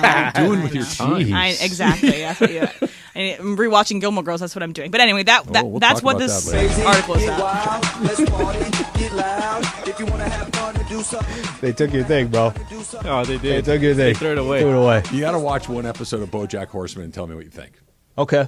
Because I And wouldn't, like again, go What's it in streamed on? being open. Netflix. yeah, Netflix. Okay. it's different. How many seasons? Listen, I like. How many seasons? 3? Okay. Think maybe 3 or 4. I was gonna guess that. 30-minute episodes? Yeah. Okay. Yeah. Okay, that's good. That's because I got Beckham tonight. You know, I gotta. If I don't have baseball games. I thought I was gonna If have one both of of those. you guys came in there and go, Trav, you're out of your mind, I would not be surprised. It's a weird one. You gotta like the oddity of it all. Okay. You got to kind of lean into how bizarre the What's it whole called thing again? is. BoJack Horseman. BoJack Horseman. Okay. Yeah. Were you on gummies or? I have been on some of them. But it's more like a Rick and Morty, but like way deeper than that. It's sad. It's really sad. Yeah, but it's funny. But you okay? Because you're Yeah. the one that tells me you don't want to watch stuff that are like But heavy. It's first of all, because it's animated, it's less heavy. Yeah. But if like the content itself is kind of sad, but it's also funny. Will Arnett voices BoJack, and I think he's incredibly funny. So anyway, Okay. yeah, I'll watch one. you could come in like, But nah. that list, there's so many I haven't seen. Have you watched Mad Men? Mad Men, I think same thing. I got maybe through a season or two. Yeah. And then just Like You know Mad- what's also really Died high? out. They had 30 for 30 at 13. Okay, yeah, that's about right. 30 for 30 is awesome, and not think- because we're ESPN people. Is it- wait, is it- It's a great idea executed really, really It's well. all of 30 for 30. it's all okay. I was going to say Because I was think it there are some specific? episodes in 30 for 30 that obviously are not course. as interesting as others. Of course. No, but 30 I for think 30 is it has good. a better hit rate in the One of the- beginning. One of the 100%. best 30 for 30 30s. Don't give it away. Keep in mind what we're doing later. You might want to keep one for yourself. I don't think this is going to. No, I don't think it's not. It's not going to go on a list. But he's going to know what I'm talking about. Was it Roberto Baggio? They did that one. Oh, Italy World Cup '94 Rose Bowl. It's kind of one. It's one of those that nobody would ever say, "Hey, this is the greatest thing I ever watched." Are you talking about the two Escobars? Two Escobars. That's what you're talking Two about. Escobars, another one. But I think Baggio had one as well. Roberto Baggio had one as well. Right, but I think you're the talking. Two Escobars is amazing. Really good. Yeah, it's amazing. Really good. Yeah. And also a penalty kick. But those are usually the is it best. A penalty kick or an own goal? Oh, own goal. You're right. Right. Yeah. Own goal. Those are usually the best ones. Jorge. Hey. Let's go. CT. Travis Rogers just pulled a soccer detail that you didn't. You know have. what you should have done? You should have done. You should have been like, Jorge, you're wrong, bro. You're wrong. No, I want you to go slide into the corner like they do in soccer and just go pose for the camera. Should have said, "This is my lane." You got to be a little impressed that I got that. I am. That's all I wanted. That's all. But you know what's going to be must-see TV this year? I think is going to be the Denver versus the Lakers, the Nuggets versus the Lakers, because they are trying. They're not trying, but they are creating some. It's very natural. Dr. Battaglia. It's very natural. I don't like him today. It's not it's not a forced thing. Some of the quotes that we're getting right now between the Nuggets and the Lakers, I think a lot of times you could kind of, hey, are they trying to create something or this, that? So Michael Malone yesterday was talking about it's not a rivalry. We have the sound on that? Yeah, we have the sound about the Lakers' budding rivalry he was asked about. I can't speak for anybody in L.A. You know, I can speak for 17 players on our team, 18 players now in our group. But if they're still worried about us, that's on them. This is a new season, new challenge, and it was a hell of a series against them. I know it was a 4-0 sweep, but all those games seemed like they went down to the wire. And as I said after that game 4, we have tremendous respect for that team. I have tremendous respect for Darvin Ham as a coach and the job that he did. But yeah, I don't listen to any of that stuff. I don't know what they're saying, and if we're on their minds, then I guess that's on them. I like the indirect. I like there's a little bit of we talked about it before the show. Listen, you're playing 82 games a year. Mm-hmm. So you're trying to find, but this is, I'm going to go back to this. I don't think this is forced. I don't think this is a very organic, natural, we're not trying to create a storyline. Just naturally, there's some storylines. When the Lakers lost to the Nuggets, Michael Malone, on a couple different occasions, it sounded like he was mocking the Lakers. Pimping them. He was pimping the Lakers. Yeah. The broadcaster for the Denver Nuggets, it said that Michael Malone is the Lakers' daddy, something along those lines. The retirement stuff. The retirement stuff on Pat McAfee's show, making fun of Braun and his indecisiveness of what he was going to do. And then in Michael Malone's defense, we said the same thing. Yeah, that's true too. That was one of those. Come on, man. Yeah, that's true too.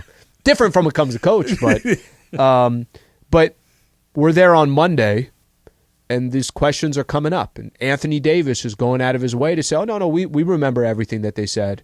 Austin Reeves saying, I got that date circled. We got that date. We've talked about it internally here. And the Lakers start the season out against the Denver Nuggets in Denver, and they have to sit on the sidelines over there and watch the Nuggets get their championship rings and that banner go up. That means something. You know, if people are trying to say it's not a storyline, Michael Malone wants to go out of his way and say it's not a rivalry. Nobody's saying it's the Lakers and the Celtics. But tell me how that's going to get created again in the world of sports. It's not Yankees and the Red Sox. Okay, those don't happen overnight. It's not Dodgers and the Giants. But you can create a rivalry with another team that doesn't have to be as significant as some of the other rivalries out there. I'll tell you why it might be something like that ultimately. It's coming up next. It's Travis Sliwa, 710 ESPN. For the ones who get it done, Grainger offers high-quality supplies and solutions for every industry, as well as access to product specialists who have the knowledge and experience to answer your toughest questions. Plus, their commitment to being your safety partner can help you keep your facility safe and your people safer. Call clickgrainger.com or just stop by. Hey guys, it's producer Lindsay Baseball, and guess what? Thursday Night Football has a brand new home, and it's the 909 Sports Bar at Yamava Resort and Casino. Join me and the 710 Fun Games Department every Thursday night for a party. I will be giving away $1,000 cash every Thursday night. So this Thursday from 4 to 7 at the 909 Sports Bar, win cash, and watch football with me, producer Lindsay Baseball. Or maybe they should call me Lindsay Football. See you there. So Al and I are teaming up for your chance to win an entire office full of lunch from Waba Grill. You're going to want to listen for your cue to call tomorrow. You got a chance to feed the entire office these unbelievable Boom Boom tacos. All right, we got the Boom Boom tacos. We got some ribeye. We got some chicken. We got some shrimp. I'm making it sound like I cooked them myself. Unbelievable tacos. All right, you can visit wabagrill.com. You can order online. Just go on in, get yourself some of these tacos. Visit your local Waba Grill location. Of course, walk right in. Of course, you can order online for delivery or pickup. Waba Grill, right? Eat smart, be healthy.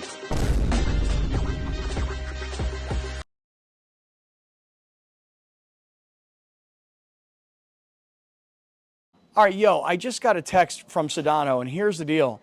On Tuesday, October 10th, me, Sedano, the entire Sedano and Cap Circle, we're going to broadcast from a 7-Eleven. We're having Andrew Whitworth, the Super Bowl champion Ram, come to a 7-Eleven. We're going to be eating hot dogs. We're going to be eating pizza. We're going to try the Slurpees. I haven't had a Slurpee in ages. Do they still have the straw with the little spoon at the end of the straw? So here's the details. It's 1481 West Hollenbeck Avenue. This is Tuesday, October 10th from 4 to 7, presented by Bud Light and 710. You're not going to miss the 7-Eleven. It's this place that has the 7 and the 11 right there on Hollenbeck. You're going to know it. You're going to remember it. We'll see you out there.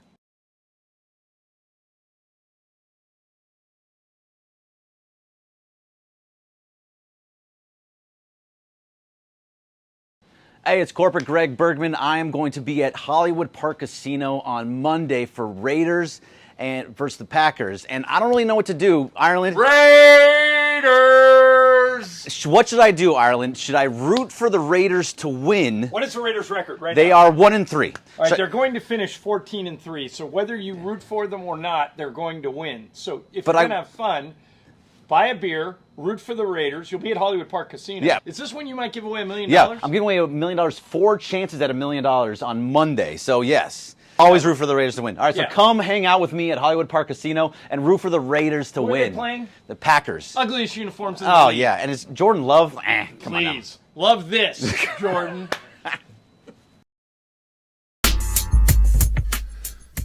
So, Slee, I want to talk about the Lakers here in just a sec, but very quickly, I don't know if this makes me feel better or worse. Okay. I was looking at Twitter here. X. And stop, Jorge.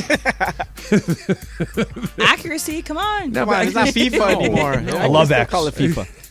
Not doing X. Stop. The people in the Travis Sliwa community. Yeah, join the community. Join the community. They are as anxious as I am about this upcoming series. So are you like, look, the Dodgers are a lot better than the Diamondbacks. They're going to go right through them. You're feeling really good about it. Please call and talk me off the edge. If you share my terror at what's coming up starting on Saturday, call and let's work through it together. 877-710 Or if you ESPN. just want to share memes with him, you can also do that too. You can share memes too. Is that how you ask for memes? I could talk you off the edge.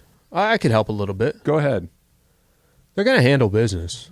I really do believe they're going to handle business. Wouldn't we have said the same thing last year? They won 111 games and had a arsenal of aces. Padres were better than the Diamondbacks. I feel like they were a lot more. But this Dodger from an team, experience perspective, I think this Dodgers team also has, and this might just have to do with they didn't do all that much in the offseason. Nobody thought the Dodgers weren't going to be good, but the expectations that the Dodgers had coming into this season, they've played like they didn't have that much expectations. They did play a little bit loose. That didn't help at all. What's that? But your attempt to talk me off the edge. All right, can I try? But they did. Can I try? The way they played this year, it does feel. Doesn't matter. I almost feel like, but you can say that about any team. You can say it about Atlanta. You can say it about Philadelphia. You can say it about any squad. Right, but they're always on the wrong side of that. Atlanta's in there. Sometimes they are, sometimes they aren't. Mm-hmm. Philly, sometimes they are, sometimes they aren't. The Dodgers seem to be on it far more frequently than those other teams. Jorge. Can I try? I tried Please, yesterday. yeah. I kind of brought it up to you briefly yesterday. Yeah. He's talking about expectations. Did we expect Puka Nacua to be as good as he is right now? No. No. Are they giving him a shot? Yes. Yes. Did we expect Purdy to be as good as he is in the past 2 years? No. No. But he's getting a shot, and he's a young guy. Puka's a young guy. We got a bunch of new pitchers, young pitchers. New blood. Yeah, can we give them a shot and see where they can take us? That's Come how you on, do it, Slick. let's do that. Mm-hmm. That helps a little bit. Yeah. But then I go online and I read this. This is from Stephen Boyd. Christian Walker hits .294 with 5 home runs off of Kershaw in his career. Thank you, Stephen. That does not help. Ivan in Monrovia. How many years have we been saying that the Dodgers should win? Thank you for nothing, Ivan in Monrovia. Then you've got Aaron Palmer. Can we just please smash through the playoffs? You've already got my blood pressure up already. Yes, I know. I'm fully aware. But there's no reason why I think a Dodger fan out there, they are just like you thinking of the past. So until you turn that page and kind of find a way to get over that, it's going to be impossible not to. I need acupuncture or something. I need some sort of stress reliever. You need to repeat to yourself the lucky girl affirmations. Hit me. Good things happen to you. Good things happen to me. Good things happen to you. I deserve good things. I deserve good things. I'm going to add these. These are not all thing. The Dodgers are very talented. The Dodgers are very talented. They are a well-run organization. They're very well run. Arizona has nothing to lose. We have the greatest fans in baseball. We have the greatest fans in baseball. We have the greatest stadium in baseball. We have the greatest stadium. But keep going. There needs to be... Diamondbacks are underdogs. Dave Roberts is the best manager in baseball. I can't say that. Next. Dave Roberts has a lot of pressure on him. We have the best micheladas. That one you don't argue. Freddie Freeman and Mookie Betts were MVP candidates this year. So they were last year as well.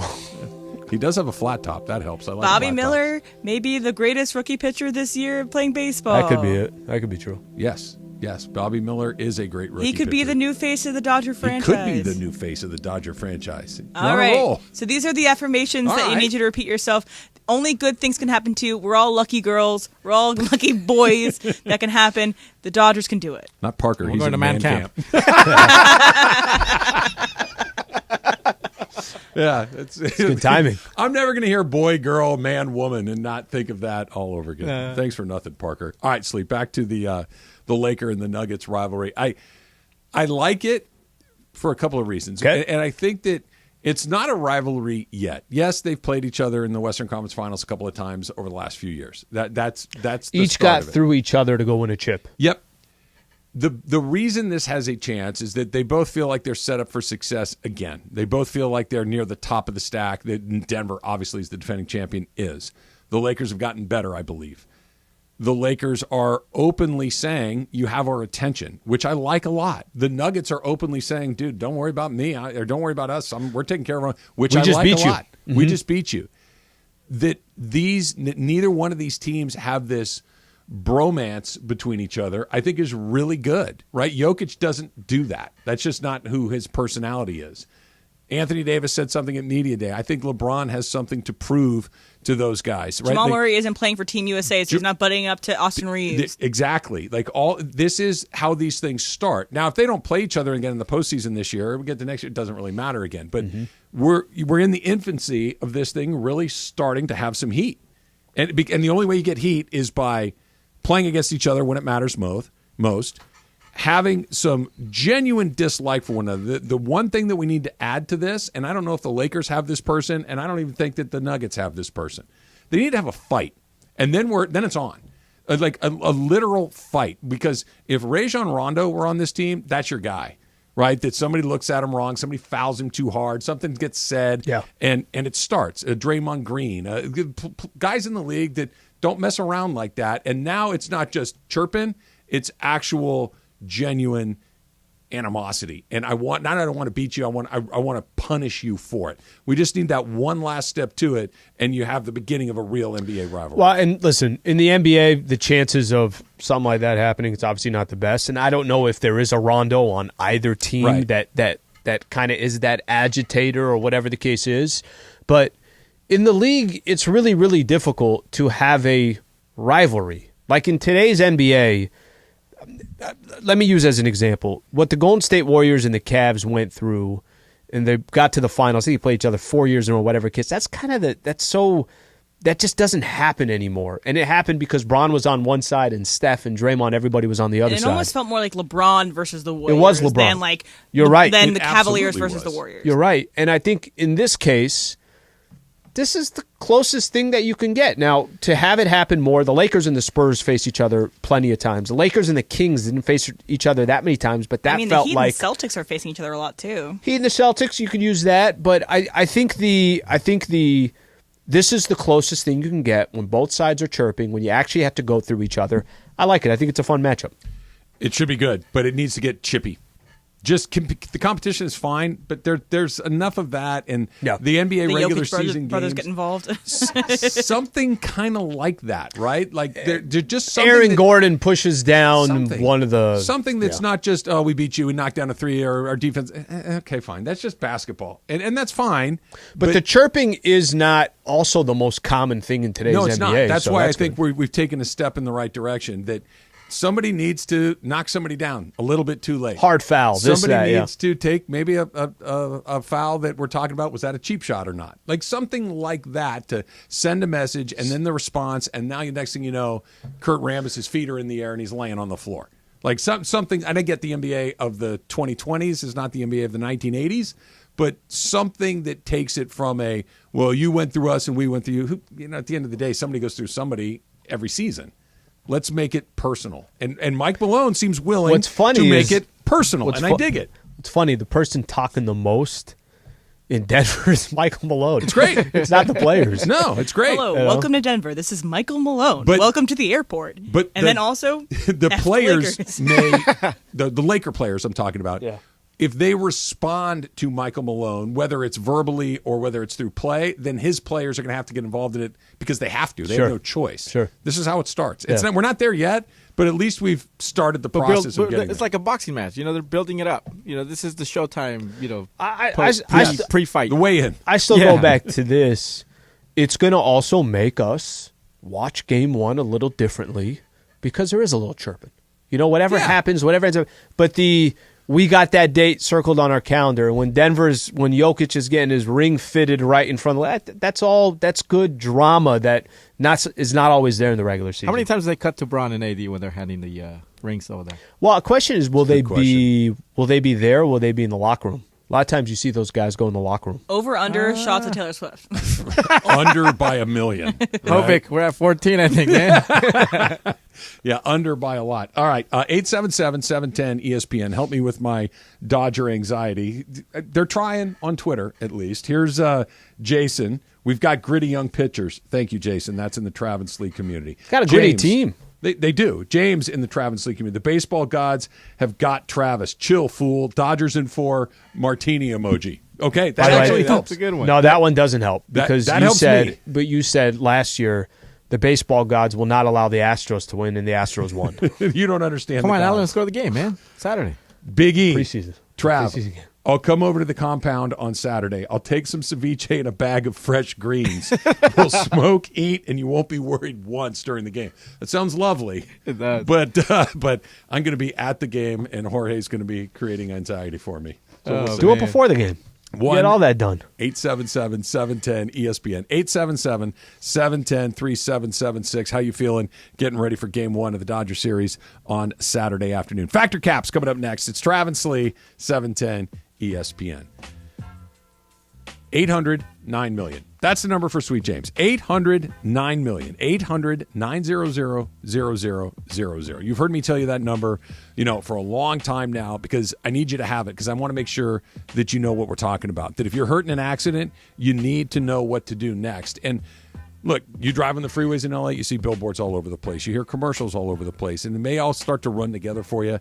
It's not. There's a difference between being in the game and being the best in the game, and that's what Sweet James is, right? Think about all-star level, MVP level, winning the most when it matters the most, and that's what Sweet James does time after time after time. There's a reason they've been awarded best attorneys in America because they do not take you-know-what from the insurance companies. They're going to get you the settlement that you deserve, not the one that they're offering. And if they don't, they're going to go to trial and they're going to win 98% of the time. So if you're hurt in an accident, call Sweet James. 1-800-9-million. 1-800-900-0000 and sweetjames.com. The Blacking. Hey guys, it's producer Lindsay Baseball, and guess what? Thursday Night Football has a brand new home, and it's the 909 Sports Bar at Yamava Resort and Casino. Join me and the 710 Fun Games Department every Thursday night for a party. I will be giving away $1,000 cash every Thursday night.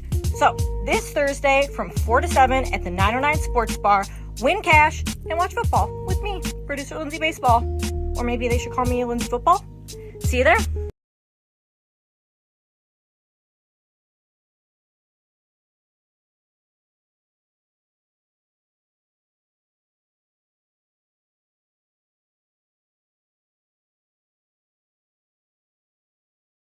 All right, I just got a text from Sedano, and here's the deal. On Tuesday, October 10th, me, Sedano, the entire Sedano and Cap Circle, we're going to broadcast from a 7-Eleven. We're having Andrew Whitworth, the Super Bowl champion Ram, come to a 7-Eleven. We're going to be eating hot dogs. We're going to be eating pizza. We're going to try the Slurpees. I haven't had a Slurpee in ages. Do they still have the straw with a little spoon at the end of the straw? So here's the details. It's 1481 West Hollenbeck Avenue. This is Tuesday, October 10th from 4 to 7, presented by Bud Light and 710.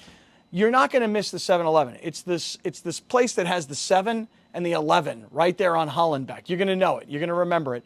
We'll see you out there.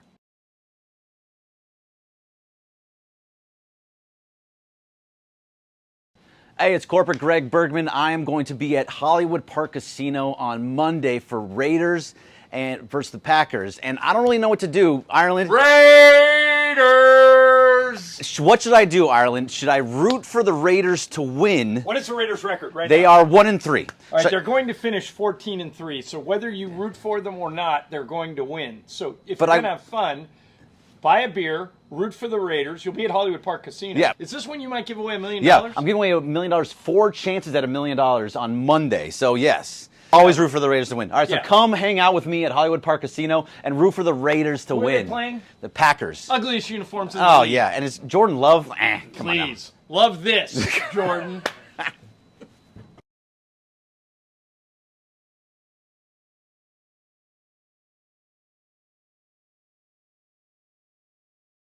Here each weekday, 10 a.m. to 1 p.m., and it's time for Factor Cap. That's cap. That's so cap, Dad. Everything I've said is a cap, but I'm going to go back. First of all, it's not a cap. It's no, it just is a cap. Welcome to Factor Cap. Honestly, guys, I'm still thinking about that article, about how crazy that article was, because it's just so many stuff left off, so many things that were disregarded. What would be at the top of your list? Top of my list, just one, top one. Prison Break. Bobby loves that show. Oh. Sons of Anarchy. Top, I think right now would be Breaking Bad, but I think I'm in the midst of my Sopranos rewatch. I've only done it once, and I think that Sopranos may move into the number one spot. But I think if anybody puts Mad Men, Breaking Bad, Sopranos as one, I'm not going to debate them. I would debate them on if they put Succession number one, but a lot of people I'll go have that Breaking up there. Bad. I'm okay with that. All good choices. Mm-hmm. What's up? All right, so SNL will return next Saturday. The host will be Pete Davidson, and he was recently a cast member, like almost a season ago. So hosting SNL is still a huge honor. Travis, Factor Cap. Fact, but a less huge honor than it might have been 15, 20, certainly 30 years ago. That you still have to be in the zeitgeist pretty significantly to get that gig, right? Like Travis Kelce did it a while ago because he won the Super Bowl. Yeah, right? it's coming off the Super Bowl season. That if he showed up again, it's because he's front and center in everybody's mind. You got to do something like very rare, and you guys know me, that I am about 50% pop culture aware. So that should mean that 50% of the people that show up on that, I don't know who they are. I know almost everybody. They're or at least heard of their name. Right. Very rare is the person that ends up as the host at SNL. I'm like, I have no idea who that person is. Same It's for a me, big too. deal. Only one person Yeah. I reckoned last year I didn't know going into it, and it was kind of like, oh. Okay. Yeah, it's very rare. It's a big deal. Al?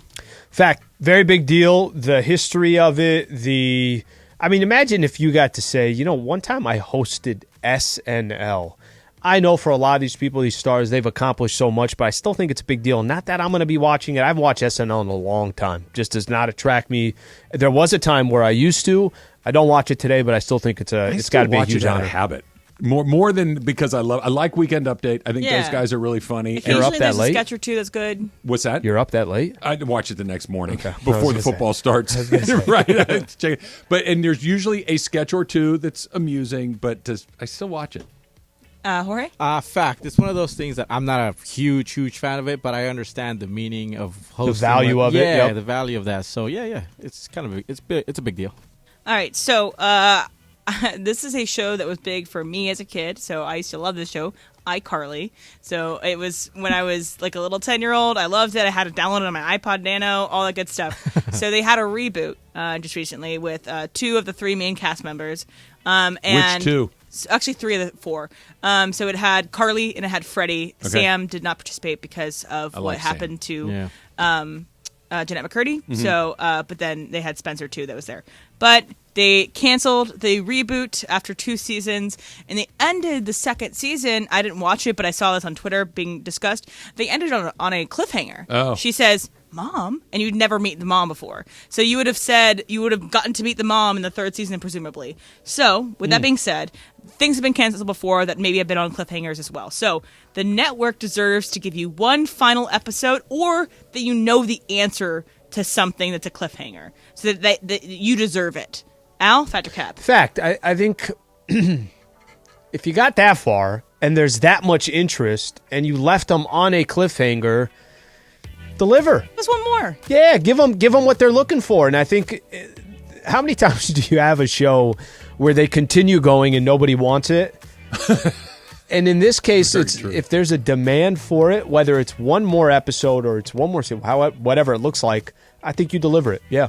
Trev? I'm going to go cap for the simple reason that if you have the answer to the question in your back pocket, you could always sell it. Right? So if I have, because I'm aware of my daughter, Kelly, loved iCarly. Like, loved it. Like you am. That's why I asked. I actually know that show reasonably well because it was on as often as it was in our house. I would love to know about the mom, but if I'm the executive producer or creator of iCarly, I'm not giving that away. You own it. Yeah, I got somebody somewhere will say, let's wrap that thing up, and I'll give you 5 more episodes. Like a little TV movie or something? Absolutely. So, no, I'm going to hold on to it. Jorge? No, I would do something about cliffhanger. Who knows? It might develop into a whole new thing.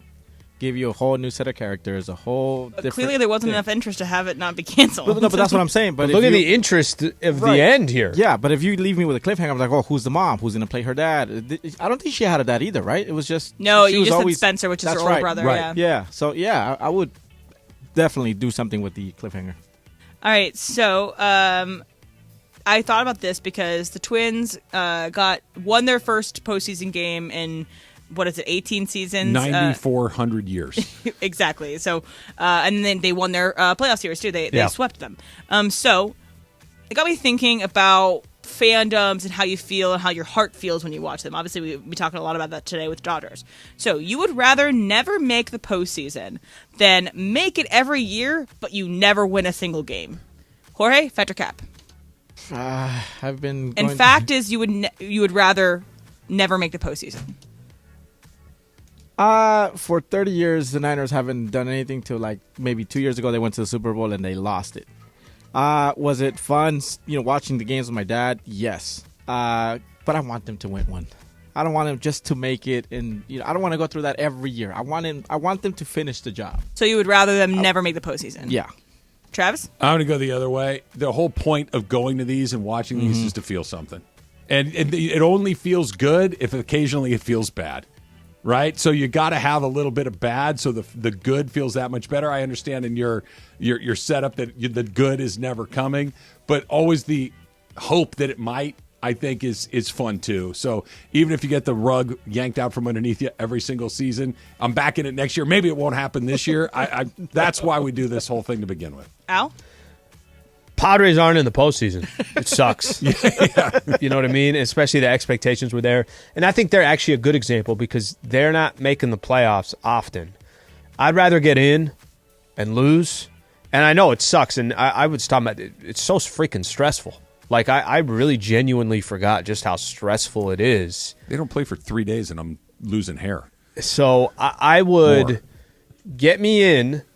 I know it's going to suck, but at least the regular season means something. At least the city is excited about something and kind of take it from there. World Cup time for me. Mexico's in it every year, but they never get that 5th game.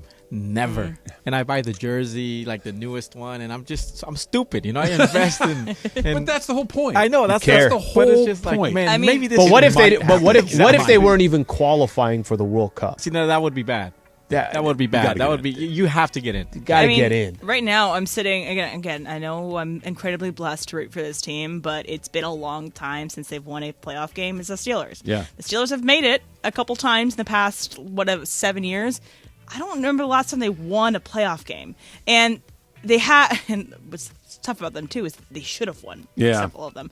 But regardless, I know Taylor Smith. I don't want to be like the Twins, for instance. The Twins keep losing, but the Twins are also never the team that you think like the Dodgers should go all the way, the Yankees should go all the way, the Braves should go all the way. Like these teams that are supposed to, the Niners the last couple of years, like that's a really good team. Mm-hmm. And when you get punched in the gut, it's that much worse. But you're in it, whereas the Twins getting in is kind of the prize. All right, so the new season of Survivor came out last week. Also, the season of The Bachelor came out last week. And so it's kind of a revitalization for me for my reality shows that I like to watch. And for reality shows I like to watch, too, you kind of remember the first person voted off because it's always someone who... A lunatic. A lunatic, or they get a lot of screen time, then you're surprised they went home, etc. So, put yourself in the shoes of a reality show and a game show. I'm a contestant? Yeah, you're a contestant on a game show or a romantic interest show. Okay. So, you would be okay being the first person voted off. Travis, fact or cap? Fact. And I'm going strictly on what you just said, Em. That I would imagine that the first person voted off is getting a disproportionate amount of attention. So I would be okay with that. Okay. You know what I mean? Like, I understand I'm not going to win. I understand that I'm not going to, get the Flaming Torch or the Rose or whatever game show we're playing at this point. But I don't know. Flaming Rose. Flaming Rose. That's it. The Travis game show, it's a Flaming Rose. But make an impact, and it sounds like what you're telling me, the first person off makes an impact. Somewhat, yes. You remember, that was a surprise. Al? Damn, the first person? I can't even survive a little bit. I go cap on this one. I'm trying to stick around I got a couple episodes in. Could I 2 weeks at least? Yeah, I'm already committed to this thing. Right. I'd like to not be known. You already took off work, likely. I'd like to not be known as the person that was the first one off. That's always funny, too, because I imagine they take off work for the entirety of what the show could be. So, for example, the show would film for 2 months. You tell work, hey, I need 2 months off because I'm going to go do Survivor. I'm going to go do The Bachelor. And then you come back a week in and you're like, what happened? Anyway. Okay, this is a stupid question, I'm sure. If you sign up for one of the shows where the ultimate outcome is unknown. Yeah. And you're one of the people out. Do you have to go to a place so they keep everybody that's off secret? I'll tell you what Survivor does. So if you make it to the top half, you stay there because you're on the jury. And then I don't know for sure, but I do think that if you get voted off, you just stay on the island because they have a little hotel. Okay. You can stay on, so essentially you get a shower in the hotel. No, can I be before the first one off? Can I be cut in pre-production? Yeah. And one funny thing, too, about this past week with Survivor, the very first person voted off last week was someone who she decided, I quit. And it's a day in. She's like, I'm hungry. I guess that was a smoker. She's like, I need nicotine. I need food. And she was like, I'm going home. Vote me out. And we were all like, oh, okay. But the whole thing is you survived one day. So many people want to be on Survivor. Why would you go and take someone else's spot? Anyway, regardless. Jorge? I'm going to go cap on this one. It's a lot of work. First, you got to do an audition tape. My favorite show growing up was Road Rules. And the audition tapes to go into those, so it was competitive. And then to be the first one out, when it's something like that physical, I would hate being the first guy out. Now, on reality, I used to work in TV, and then we used to fly in a lot of guys I did the Spanish version of America's Got Talent. Okay. So we would fly people in. And then one of the first questions, is, hey, can you stay in LA for at least 2 weeks in case you go to the final, semifinal, the whole process? They put you in a hotel for a week and a half while the show's going on, elimination rounds is going. So some of the people would say no because I work and my job will not allow me to take the time off. And then that was the kind of the bad side. But a lot of these people didn't care. They're like, look, what's the grand prize? $100,000? Sure, I'll take time off. Yeah. But it's just interesting. But I going out the first, it would suck. I liked what Ivan Monrovia said Yeah. about the factor cap. When I'm assuming he's talking about the factor cap question about would you rather never make the playoffs at all than make it and then get eliminated? And he said, "Oh, that's exactly Mike Trout's career." It is, and yeah, it is. Like there's no question about it. That is exactly. You're awesome, but you never played in anything that matters. Doesn't sound good to me. Doesn't sound good at all. No. Because you could also never get hurt. You could also be. That's not true either, right? You could also be one of those players that ends up in the playoffs. You deliver, but the team doesn't win. Yeah. You did everything you can, but the squad doesn't win. Yeah. He never even got that opportunity. Not even close. All right. We got some Dodger calls that I want to get to, and the people are they're at least trying to make me feel some better. There's been some good, and there's been some stuff that makes it far worse. It's all coming up. It's Travis Sliwa, 710 ESPN.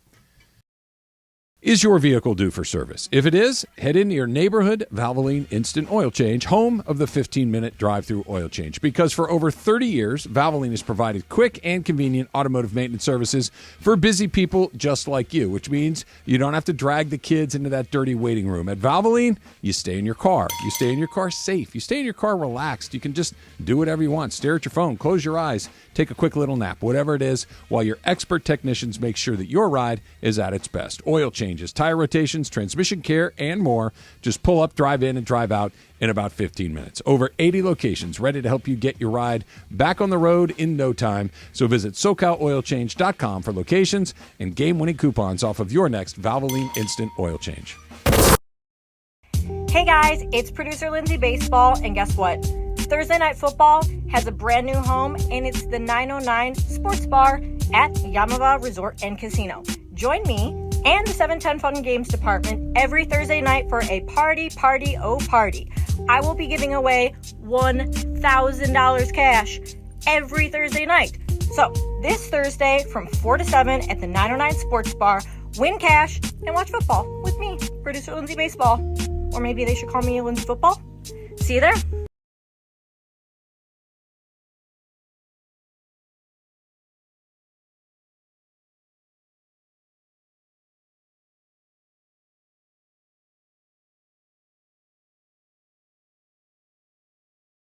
So Al and I are teaming up for your chance to win an entire office full of lunch from Waba Grill. You're going to want to listen for your cue to call tomorrow. You got a chance to feed the entire office these unbelievable Boom Boom tacos. All right, we got the Boom Boom tacos. We got some ribeye. We got some chicken. We got some shrimp. I'm making it sound like I cooked them myself. Unbelievable tacos. All right, you can visit wabagrill.com. You can order online. Just go on in, get yourself some of these tacos. Visit your local Waba Grill location. Of course, walk right in. Of course, you can order online for delivery or pickup. Waba Grill, right? Eat smart, be healthy.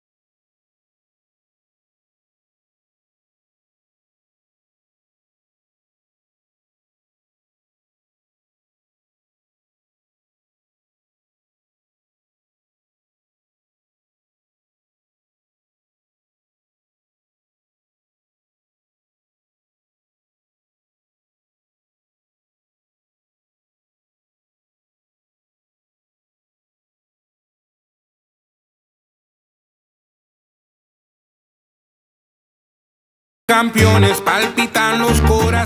might be wondering what this is. This is the new song they play at LAFC. Okay. Yesterday we went to LAFC and the interns were there. You know, I took Brandon the baby, you know, Maite, whatever. The interns had a blast, and LAFC clinched the playoff. They're going to play Austin FC. They got 2 more games, but they already clinched. So okay, they'll be going to playoffs trying to defend the MLS Cup. But yeah, I just want to Very play the nice. song. Yeah. This is the aggregate scoring thing that I've never been able to wrap my head around. Right? No, we still got 2 regular seasons away games. But after, once the playoffs start, yeah. It's just different. I need to know who wins it. I could see when you walk in the door, Susan playing this. Yeah, sounds cool. I mean, yeah, sure. I could Why see not? it. Yeah. Why not? You just drop. This way. You That, drop your backpack and you're like in a good mood. Yeah, right. It automatically puts you in a good mood. That song like that beat like that. That was good. Very good. Whatever, man. Like, yes. If I went through the door and that was playing, like, what's up? Yeah, where's my michelada? It wouldn't be, good. Hey, what's up? It would be, hey, what's up? That's right. I feel like something. Everybody feels happy around I think here. everything is headed in the right direction. All right. So some of the responses to my anxiety. We're going to get to your phone calls here in just a second. I think the Dodgers are going to win. The Dodgers should win. They have the better team. They have the better bullpen. They have better offense, et cetera, et cetera. They're at home, all of these things. But having watched the Dodgers over the last few years, I'm wound up pretty good. Somebody's response was, well, at least they're not the Angels. That made me feel better. That part is very accurate. Somebody else responded, crash override, and yet they have the same number of rings over the last 25 years. That made me feel far worse. It's not wrong. Yeah. It's not wrong. So the Dodgers will gut this one out. Things will get hairy when they move to the Phillies Braves winner. That's different. That's fine. That's a baseball series. Yeah, that's gonna have to catch a break. Probably there's the 3 best teams in the NL are still in it, and the Dodgers don't have to play them until one of them take each other out, which makes it even more important to just handle your business. Hopefully take something out of the other one, right? That really beats up someone on the or bullpen. Goes 5 or whatever. Something, right? Make it difficult for those teams along the way. Let's see here. One more here. They had no, that's the wrong one. Trav. No, that's the one that he wants to come over. Anyway, I lost my track on my. But we do have phone calls that want to make you feel better as Good. well. Andy in Pasadena. Let's start with Andy. Andy, you're on with Travis Sliwa. What's up? Hey, what's up, Paul? I am not that worried at all. My stress levels. I think this team, out of all the Dave Roberts teams, at least in recent years, are actually playing for each other and actually have a group win mentality, unlike Dodgers teams of recent history that are just swinging for the fences on every pitch, not playing team baseball. Andy, can I ask you something real quick? I don't mean to cut you off, and we're not going to hang up on you, but did you get the sense that the Dodgers were a selfish team last year? Because I didn't. Oh, I absolutely did. They took so many selfish at-bats at times where just a single or just getting the ball in play would advance runners. We left so many men on base the last 3 seasons. Hero ball. Key moments. Yes, so much hero ball. My gosh. And this season, I think the rookies that we brought in that have leveled up throughout the course of 160-plus games, I think the veteran leadership we've signed in the offseason that are making one last hurrah, that have already accomplished great things and aren't trying to play for the next contract like Corey Seager, like Cody Bellinger. I miss these guys like Justin Turner, but let's be honest, the last few years they all choked it up. And Mookie and Freddie are hitting on another level. James Outman comes up big in key moments. Chris Taylor, fingers crossed he's healthy, while his batting average is low. Look at the guys' key moment grand slams this offseason. They're insane. So our pitching, led by Kershaw on his last leg with the rookie Bobby Ice and Pepio coming in with a different strategy, as long as Dave... Uh-oh, I think we lost Andy. So you were watching a different team than I was, Andy. I just didn't see the same things you did. That I didn't see a bunch of big swings last year. I saw a lot of tight swings. I saw a lot of guys that were really, really tense and tight. That did not look like guys that were, falling down to one knee trying to hit the ball 9,000 feet. That's not what I was seeing. Maybe we were watching it a little differently. Say what Corey Seager was the reason they'd have the one World Series because he was unbelievable. Trey Turner was an MVP candidate last year. So if trying to get your bag means winning an MVP or getting close to it, more of that, please. These were not guys that were trying to do too much and failed leading up to it. They were doing the same thing they did to get the bag. They were doing the same thing that he did to, put himself in an MVP conversation towards the end of the year. I'm not saying that this team this year doesn't have good chemistry. It clearly does. And I'm thrilled for it. What's different? What's different you think this year from last year? Nothing. That's why I'm worried. Right? This is. I did not think last year's team had bad chemistry at all. I just never felt like that. But you don't think, and I guess there's no this way. This year's team's not as good. I guess there's no way of labeling this team until the postseason is done. But you don't think there's some I think we said this, that last year it just seemed so corporate. Everything seemed so, we are incredibly buttoned up, and we churn our taxes on time, and we do. It's like everything seemed so structured. I do feel like this year, not by it hasn't been done on purpose, but you can't have structure to this year because there has not been structure this year. That the guarantees, there have been so many flying objects that have kind of come out of nowhere this year that naturally the team is different than it was a year ago. That maybe they didn't have a choice, and maybe in their own head as well, they knew they weren't just going to dominate every single night, even though they kind of ended up doing that. the path they took is different, but they kind of ended up in the same spot. Maybe that's the difference. Let's try one more. Lake Forest and SAR, is it? SAR, you're on Travis Sliwa. Yeah, SAR. Thanks, guys. Yeah, so Trav, when the Braves won the World Series in 21, they did it without Acuna. He was injured that time. Yep. And also, Ian Anderson was younger than Bobby Miller when he had a sub-2 ERA in that postseason. So Miller is poised to. I think he's poised to emulate that in the postseason, and you know this better than anyone. This shows that baseball is the most unpredictable sport. No doubt. So why not? Why not us this year? Look, Czar, call back tomorrow. Say the same thing. That helped. I like that. Czar makes me feel much better about it. The why not us of it all, we are young and talented. This is all good. That does make it a little different. And I'm a lucky boy, and I deserve nice things. I wonder if most Dodger fans are they're like you in this, where they're incredibly nervous, or they're feeling the online folks in the Travis Sliwa community seem to be far more on my side. The callers seem to be far more, dude, relax. We got the better team. But is this a fair question? Are we more worried about not beating Diamondbacks or facing the Braves in the next round? I'm not even a little worried about that yet. Okay, not even a little. When that gets here, if that gets here, because what if the Phillies take care of the Braves? That means the Phillies are really good. They very well can, and then they could also get to the World Series and win it all. There are 6 teams or so left that the Orioles wouldn't surprise me, the Astros wouldn't surprise me, the Rangers wouldn't surprise me, Dodgers, Braves, Phillies. None of those teams would. The Twins would, the Diamondbacks would. Yeah. And that's kind of about it. The rest of them, I think, is kind of wide open. I think the rest of them are all in the same boat. All right, we got our sports documentary draft coming up next. And, yeah, Jorge, I see you pumping your fist. Number 1 pick overall. That's next. It's Travis Sliwa, 710 ESPN. Barbecues galore. Hey guys, it's producer Lindsay Baseball, and guess what? Thursday Night Football has a brand new home, and it's the 909 Sports Bar at Yamava Resort and Casino. Join me and the 710 Fun Games Department every Thursday night for a party. I will be giving away $1,000 cash every Thursday night.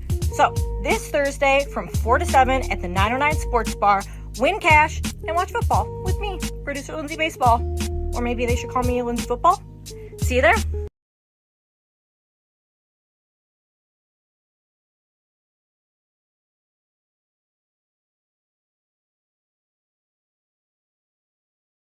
Hey, it's Corporate Greg Bergman. I am going to be at Hollywood Park Casino on Monday for Raiders and versus the Packers. And I don't really know what to do, Ireland. Raiders!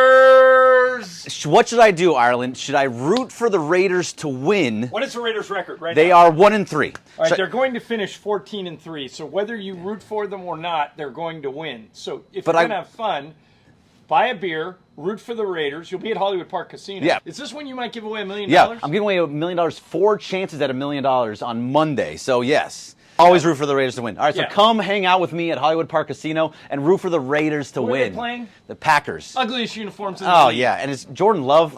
Come on now. Please. Love this, Jordan.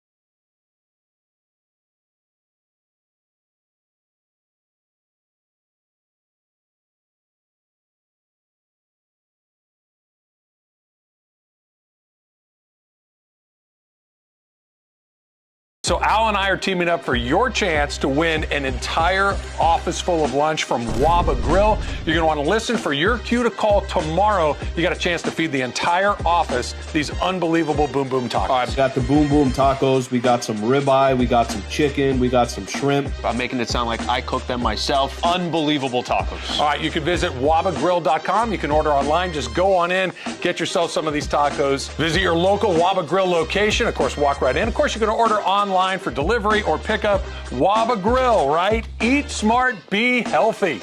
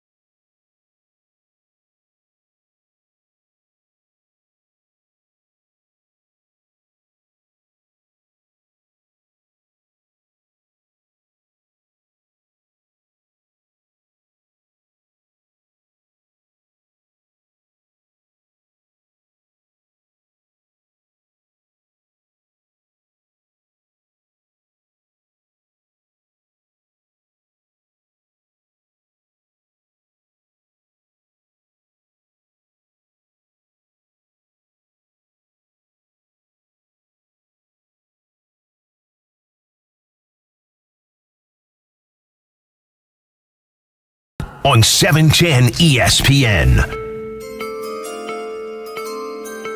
All right, so we're doing a snake draft. We're doing a snake draft of sports documentaries because the Beckham documentary just came out yesterday. Yeah. We talk about all the kind of documentaries whenever they come out. It's always interesting to us and to our listeners. So the order is going to be Jorge first, again, for the third time in a row, and then Emily, and then Travis, and then Alan. This happens every time. We have 12 total picks, 3 each. All right, Jorge, you want to start us off? Yeah, with the first pick of this documentary draft, just because I met this person this year, David Beckham, one of my favorite players growing up. And this just came out yesterday. It's fresh. I'm taking the David Beckham documentary on Netflix. Is it just called Beckham? Beckham, yes. Beckham on Netflix. If you guys want to check it out. First hour, I watched it. Alan and I watched it. And it was really good. It was really good. Yeah. So Beckham is my number one pick. All right, so I'm going to go with one that changed my perspective on an event that happened before I was born, that it was a overarching, amazing series of episodes. It won an Oscar. I'm going to go with OJ Made in America. Great choice. Great choice. Travis? Yeah, that was going to be my top choice. Just I need to get that out there because I think that's the best one I've ever seen. It was able to explain so much about how we ended up where we ended up because at the time it wasn't just the event, it's the historical context of the event. All of it. It was terrific. So with that one being off the board, I'm going to go with another 30 for 30. And the name of the 30 for 30 is just the date that all of these things happened. It's called June 17th, 1994. And on June 7th, and the documentary is done with no VO, with nothing. It's just live footage of all of these events going back and together. Forth, yeah. And here's everything that happened on that day, other than just all of the OJ-ness of it all that was taking place. It was Arnold Palmer playing in the final round of the U.S. Open for the final time. It was the beginning of the World Cup, hosted by Oprah Winfrey and Bill Clinton. The New York Rangers won the Stanley Cup for the first time in a million years. Game 5 of the NBA Finals was taking place at the same time. Ken Griffey Jr. was on pace to knock in 65 home runs and break Babe Ruth's record and hit a home run. All of these things happened within hours of each other. And the documentary is just all of these events put together to create with the OJ stuff being the through line through all of it. It's extraordinary. And we didn't have Twitter? You didn't have Twitter. You had to watch all these things in real time. Or listen on the radio? Yeah. Al? Okay, so I think this one And it could just be the timing of it. First off, I love the doc. 10-part series, right in the heart of COVID. And we literally were doing shows. And again, this just might have to do with the fact that we didn't have any content to talk about. But it basically swept everybody in for, 5 straight Sundays we were watching it. I thought The Last Dance was really, really good. And we all can kind of go back to it and kind of remember it because we weren't at the office. We weren't going into work, any of that stuff. So I got The Last Dance as my number one. Churning back around, and I think most people saw it. If you guys remember, and it was such a unique documentary for me because I know nothing about this stuff. Free Solo. It's great. Free Solo is Alex Honnold, I think it is. I think that's the name of the climber. And he's made by Jimmy Chin, who does a lot of really amazing documentaries. So go down his, discography, and it's fantastic. And he's climbing these mountains without a rope. And it's like the footage that you're seeing, and he's kind of slipping a little bit. It's just you don't know if he's going to live or die. Yeah, because you don't know anything about him, so you don't know if that story was actually true or not. Tense, and it's so unique because I've never climbed a rock in my life, so I go Free Solo as my number 2. It also won an Oscar for best documentary feature. All right, Travis. So this was strategic. Obviously, because I knew that when you didn't take it, that it was going to be available for me on the flip. I don't have to add too much more to it. Fernando Mania. I took it as I took it in a different list. Yes. You can have it. I'll have Fernando Mania. All right, so I also was going to have Free Solo as my second choice if it gotten back to me, so I'm not going to do that. I think that I'm going to go with Icarus. It also won an Oscar. Great. It's terrific. Had to do with sports. So it had to do with cycling. Had to do with steroids. So I went into this movie thinking that it was going to be a movie about steroids, about the use of steroids in the cycling community, and that was what I went into this documentary with. It's about that, but it's also about so much more. I don't want to spoil anything if you haven't seen the movie yet. Go see it. It won an Oscar for Best Documentary Feature, I believe, in 2019. It's fantastic. So that's my second pick. Jorge, you got 2 picks. Okay, so this one is, I don't think you guys have heard of this. It's a 2008 documentary. It hit me in a way that I'm a soccer guy, and you guys know this, and it's very clear. It's a document. It's called Kicking It. So this documentary basically takes homeless people and gives them the opportunity to play in a World Cup. So it's a homeless World Cup. And it's you got to watch it. It's narrated by Colin Farrell, I believe. Okay. Yeah, he's the actor. Yeah. And it was just the whole concept, the idea of putting homeless people and play World Cup. It was very interesting, and the documentary was one of my favorite ones. And then to close it off, I'm going with one of the best athletes in the world, and I mean that by Usain Bolt. Mm-hmm. Yeah, I Am Bolt. It's an Apple documentary. I hadn't seen that. Oh, dude, it's really good. I'm in on that. I want to see that. They look at his career, record-breaking injuries, like the way he trains. It's an amazing, amazing documentary. I Am Bolt is my third one. All right, so my third pick, I could go with what I believe is my favorite documentary of all time, but I think it's not sporty enough. I think it's not sporty enough that I want to put it in this category.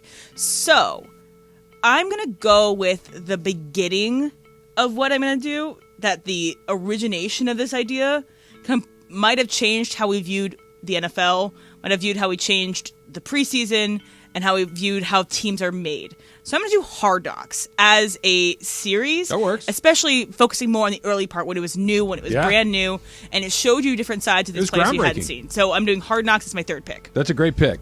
So my last one You take the U? The U is a great one. That was they did 2. The U was so good they ran it back and made a sequel. That's how good the U was. Not picking the U. I don't know if you guys have seen this. Probably not. But it's called Touching the Void. And it's a book about, it was a book that was then turned into a movie about mountain climbing. These 2 guys go to Peru to climb in the Andes. And there's kind of this. I have seen it. Have you seen it? Yeah, I think I have. Keep going on it. There's this understanding that when you attack these incredibly difficult mountains, that if there's an accident on the mountain, that's it. The other person keeps going. Yeah. Because if I try to save you, we're both going to die. And it's just understood that this is how this goes when you go to make these climbs. Well, there's an accident. This guy falls, he slips, he falls into a crevasse. The other guy's holding the rope with this guy. He has to make the decision whether to cut the rope or not. He cut the rope. Oof. Ow.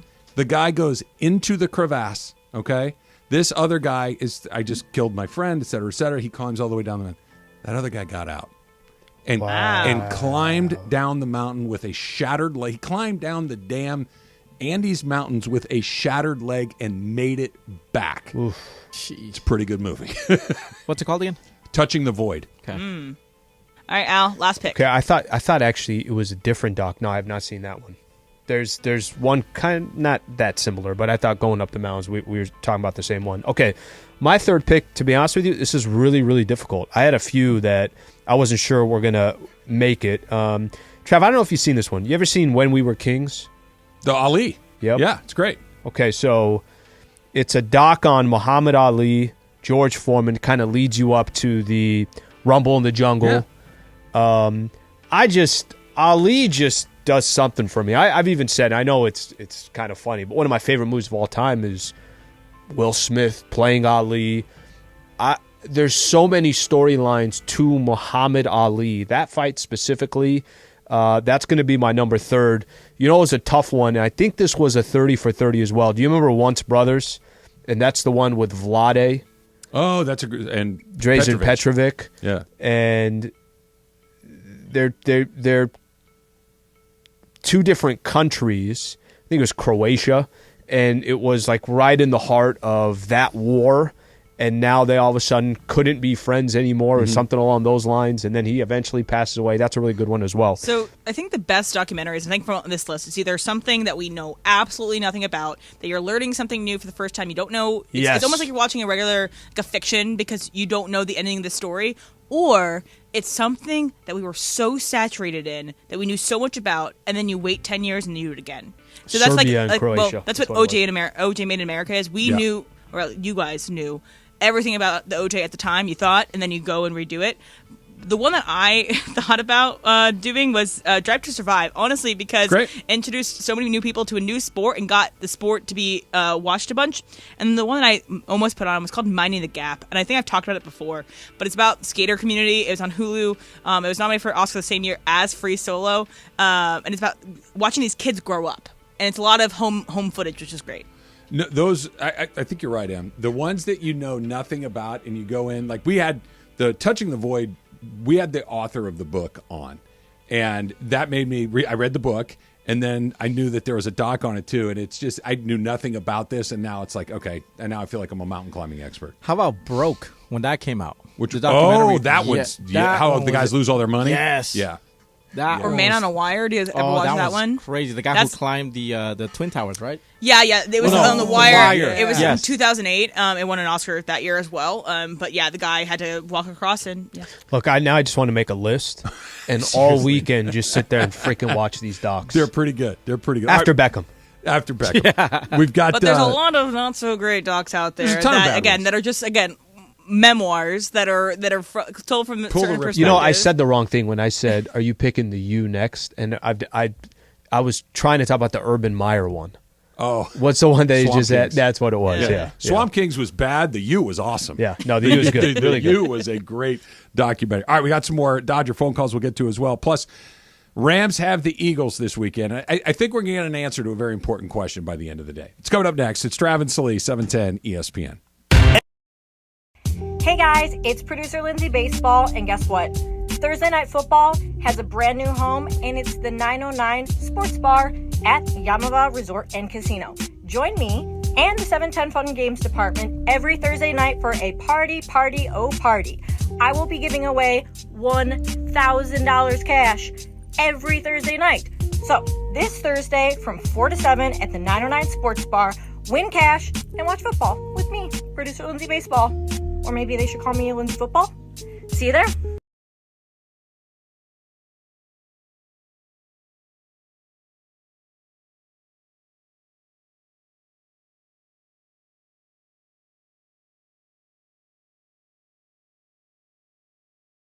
So Al and I are teaming up for your chance to win an entire office full of lunch from Waba Grill. You're going to want to listen for your cue to call tomorrow. You got a chance to feed the entire office these unbelievable Boom Boom tacos. All right, we got the Boom Boom tacos. We got some ribeye. We got some chicken. We got some shrimp. I'm making it sound like I cooked them myself. Unbelievable tacos. All right, you can visit wabagrill.com. You can order online. Just go on in, get yourself some of these tacos. Visit your local Waba Grill location. Of course, walk right in. Of course, you're going to order online for delivery or pickup. Waba Grill, right? Eat smart, be healthy.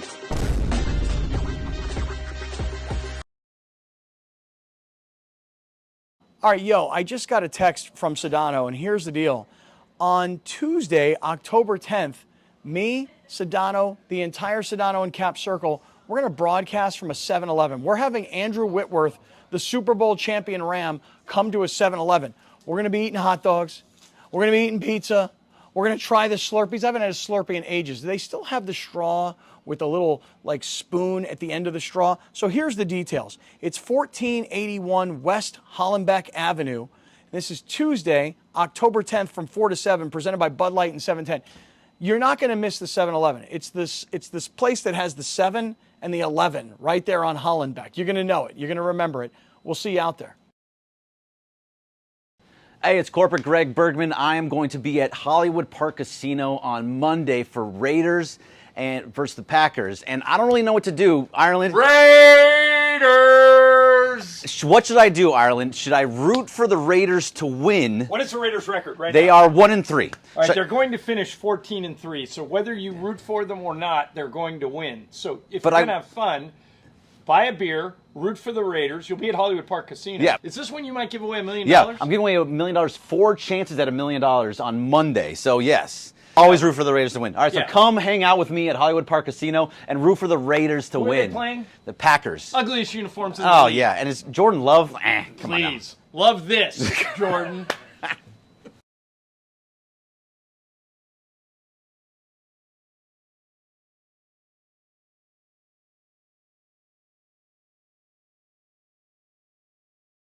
On 710 ESPN.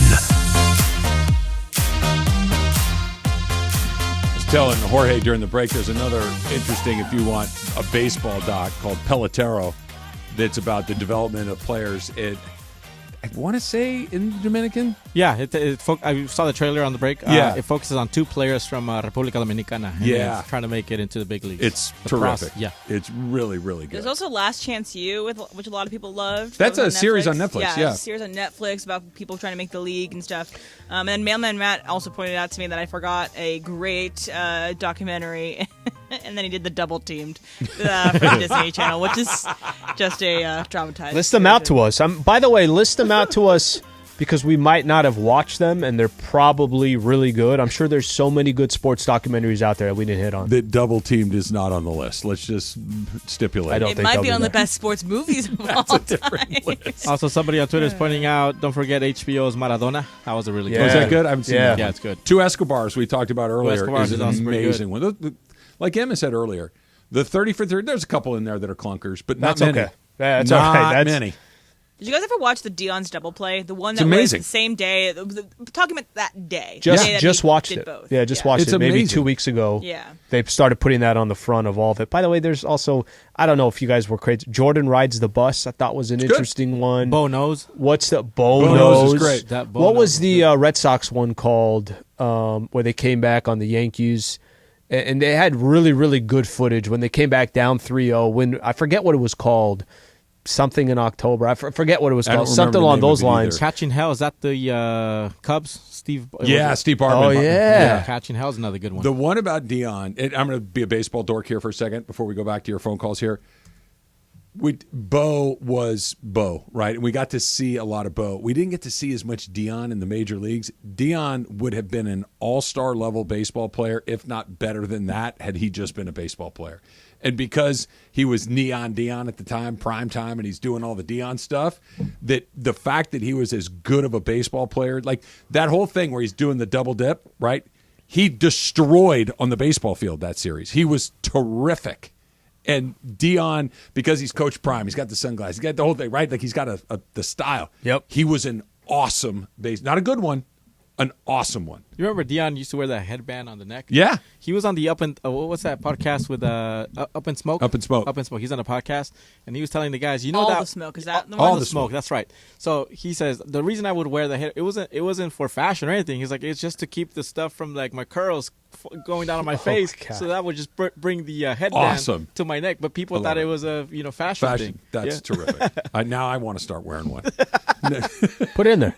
Just put it in there. Let it happen. Let's go to Buena Park and Thomas. Thomas, you're on with Travis Sliwa. Talk me out of it, Thomas. Make me feel better.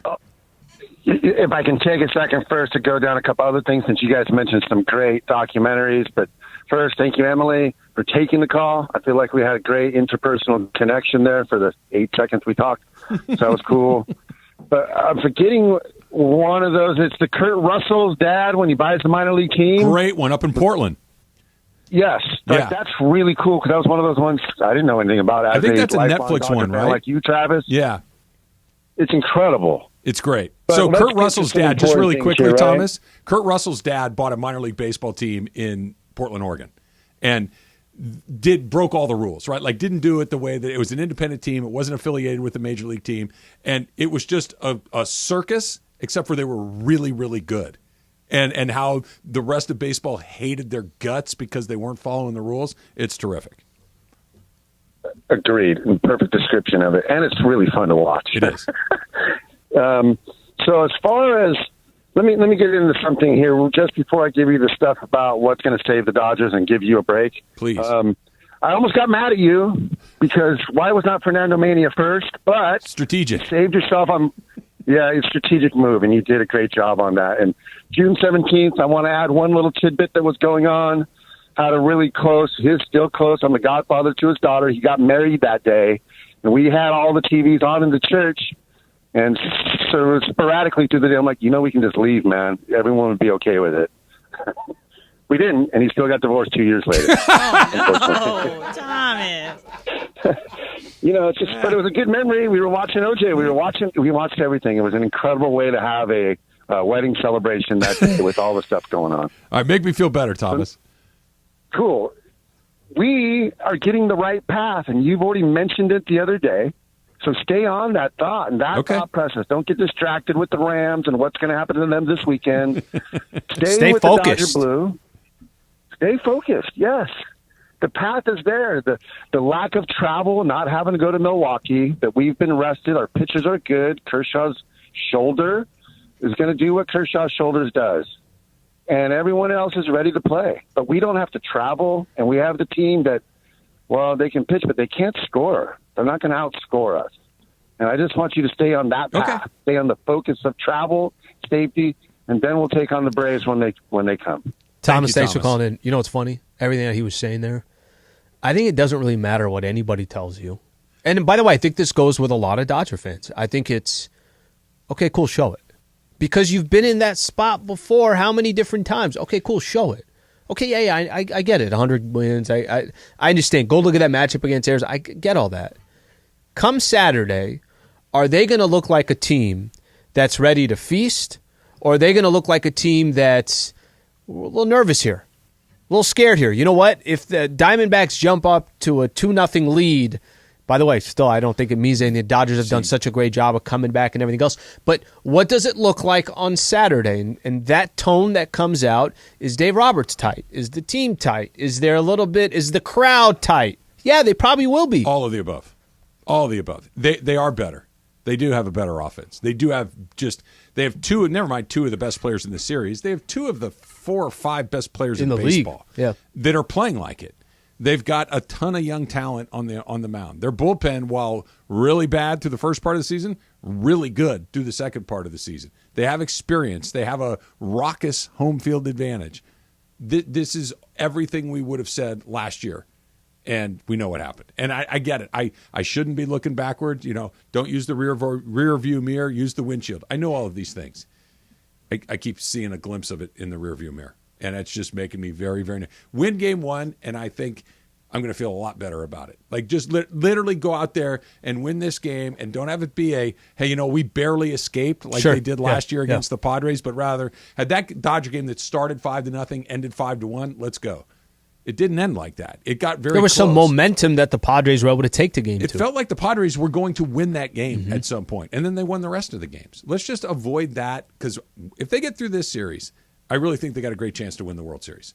If they get through Arizona, I think that because everything that you've said about, hey, just let it rip, I think all of that is 100% on the table against Atlanta, against Philadelphia, against whoever potentially could come out of the American League. But in this series, they're right back where they were a year ago, which is heavy, heavy favorites against an inferior opponent. That's what I worry about. And I keep coming back to it because it's not, anything can happen. I know that. No, they got this series. I don't want to hear that anymore. Nothing. Yeah. I don't want to hear that anymore. They got to do it. All right, so even though he told me not to, I'm going to focus on the Rams. Sure.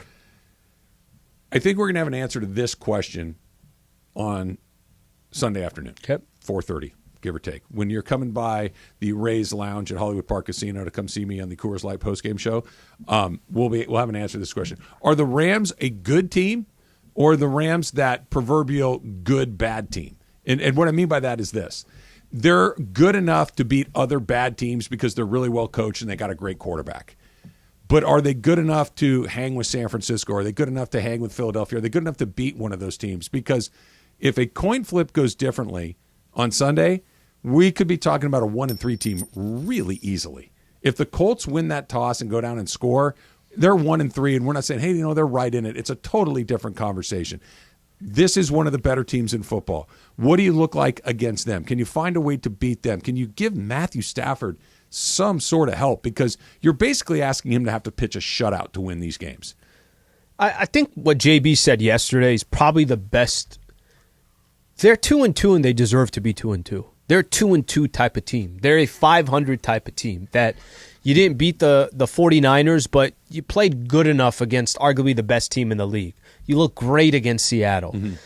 You didn't look, for a half you looked good against the Colts, but you know what? You won that game. And if it came down to a coin flip, fine. You got into overtime. Well, the only way you win the game is if you go down, you march down the field, and you score a touchdown. They did. Give them a little bit of credit for that.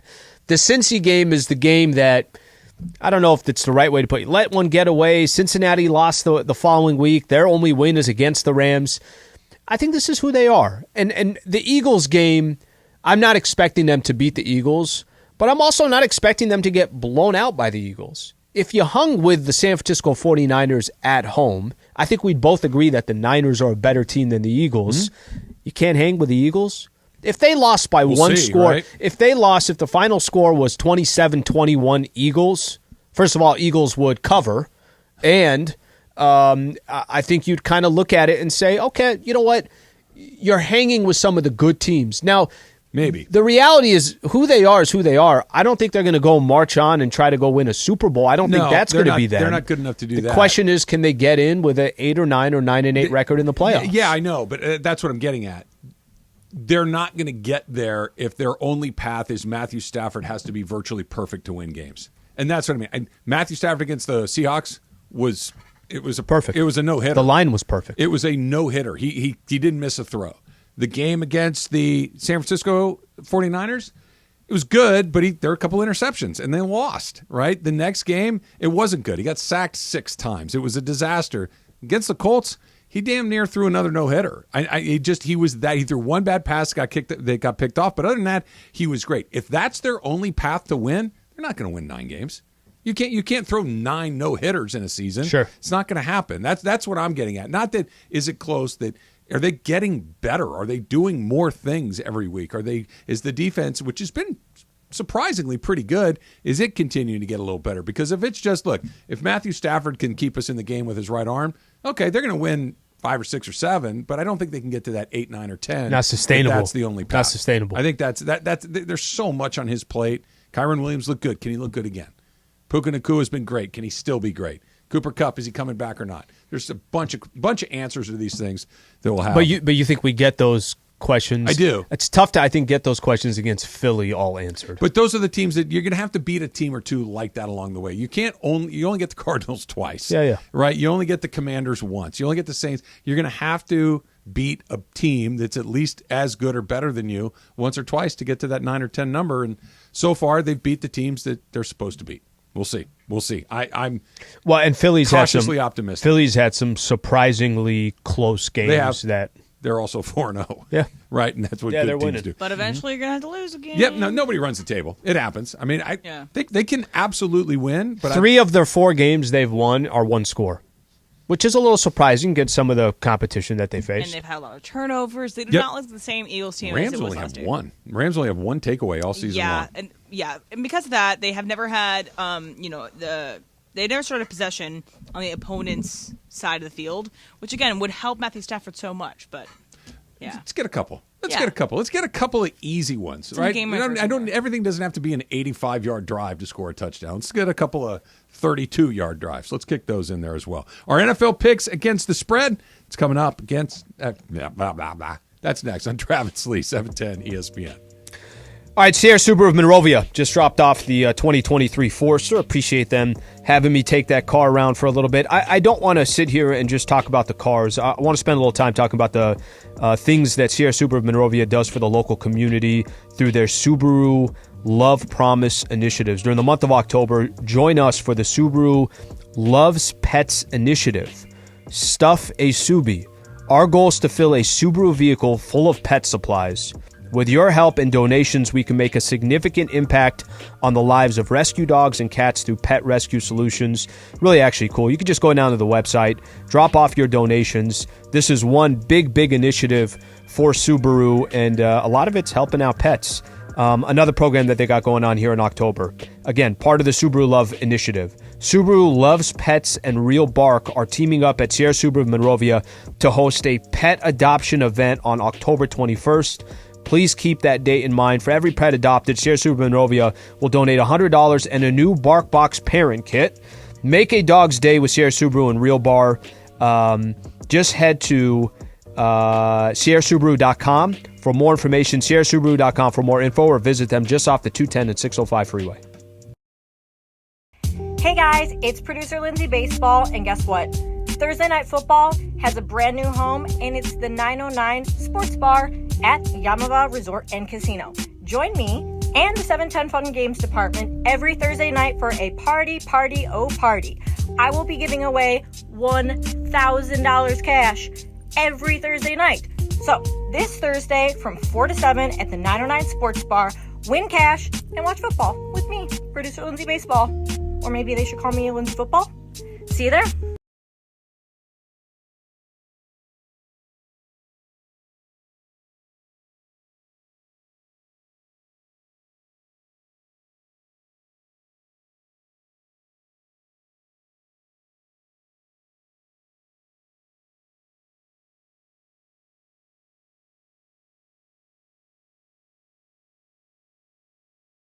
So Al and I are teaming up for your chance to win an entire office full of lunch from Waba Grill. You're going to want to listen for your cue to call tomorrow. You got a chance to feed the entire office these unbelievable Boom Boom tacos. All right, we got the Boom Boom tacos. We got some ribeye. We got some chicken. We got some shrimp. I'm making it sound like I cooked them myself. Unbelievable tacos. All right, you can visit wabagrill.com. You can order online. Just go on in, get yourself some of these tacos. Visit your local Waba Grill location. Of course, walk right in. Of course, you can order online for delivery or pickup. Waba Grill, right? Eat smart, be healthy.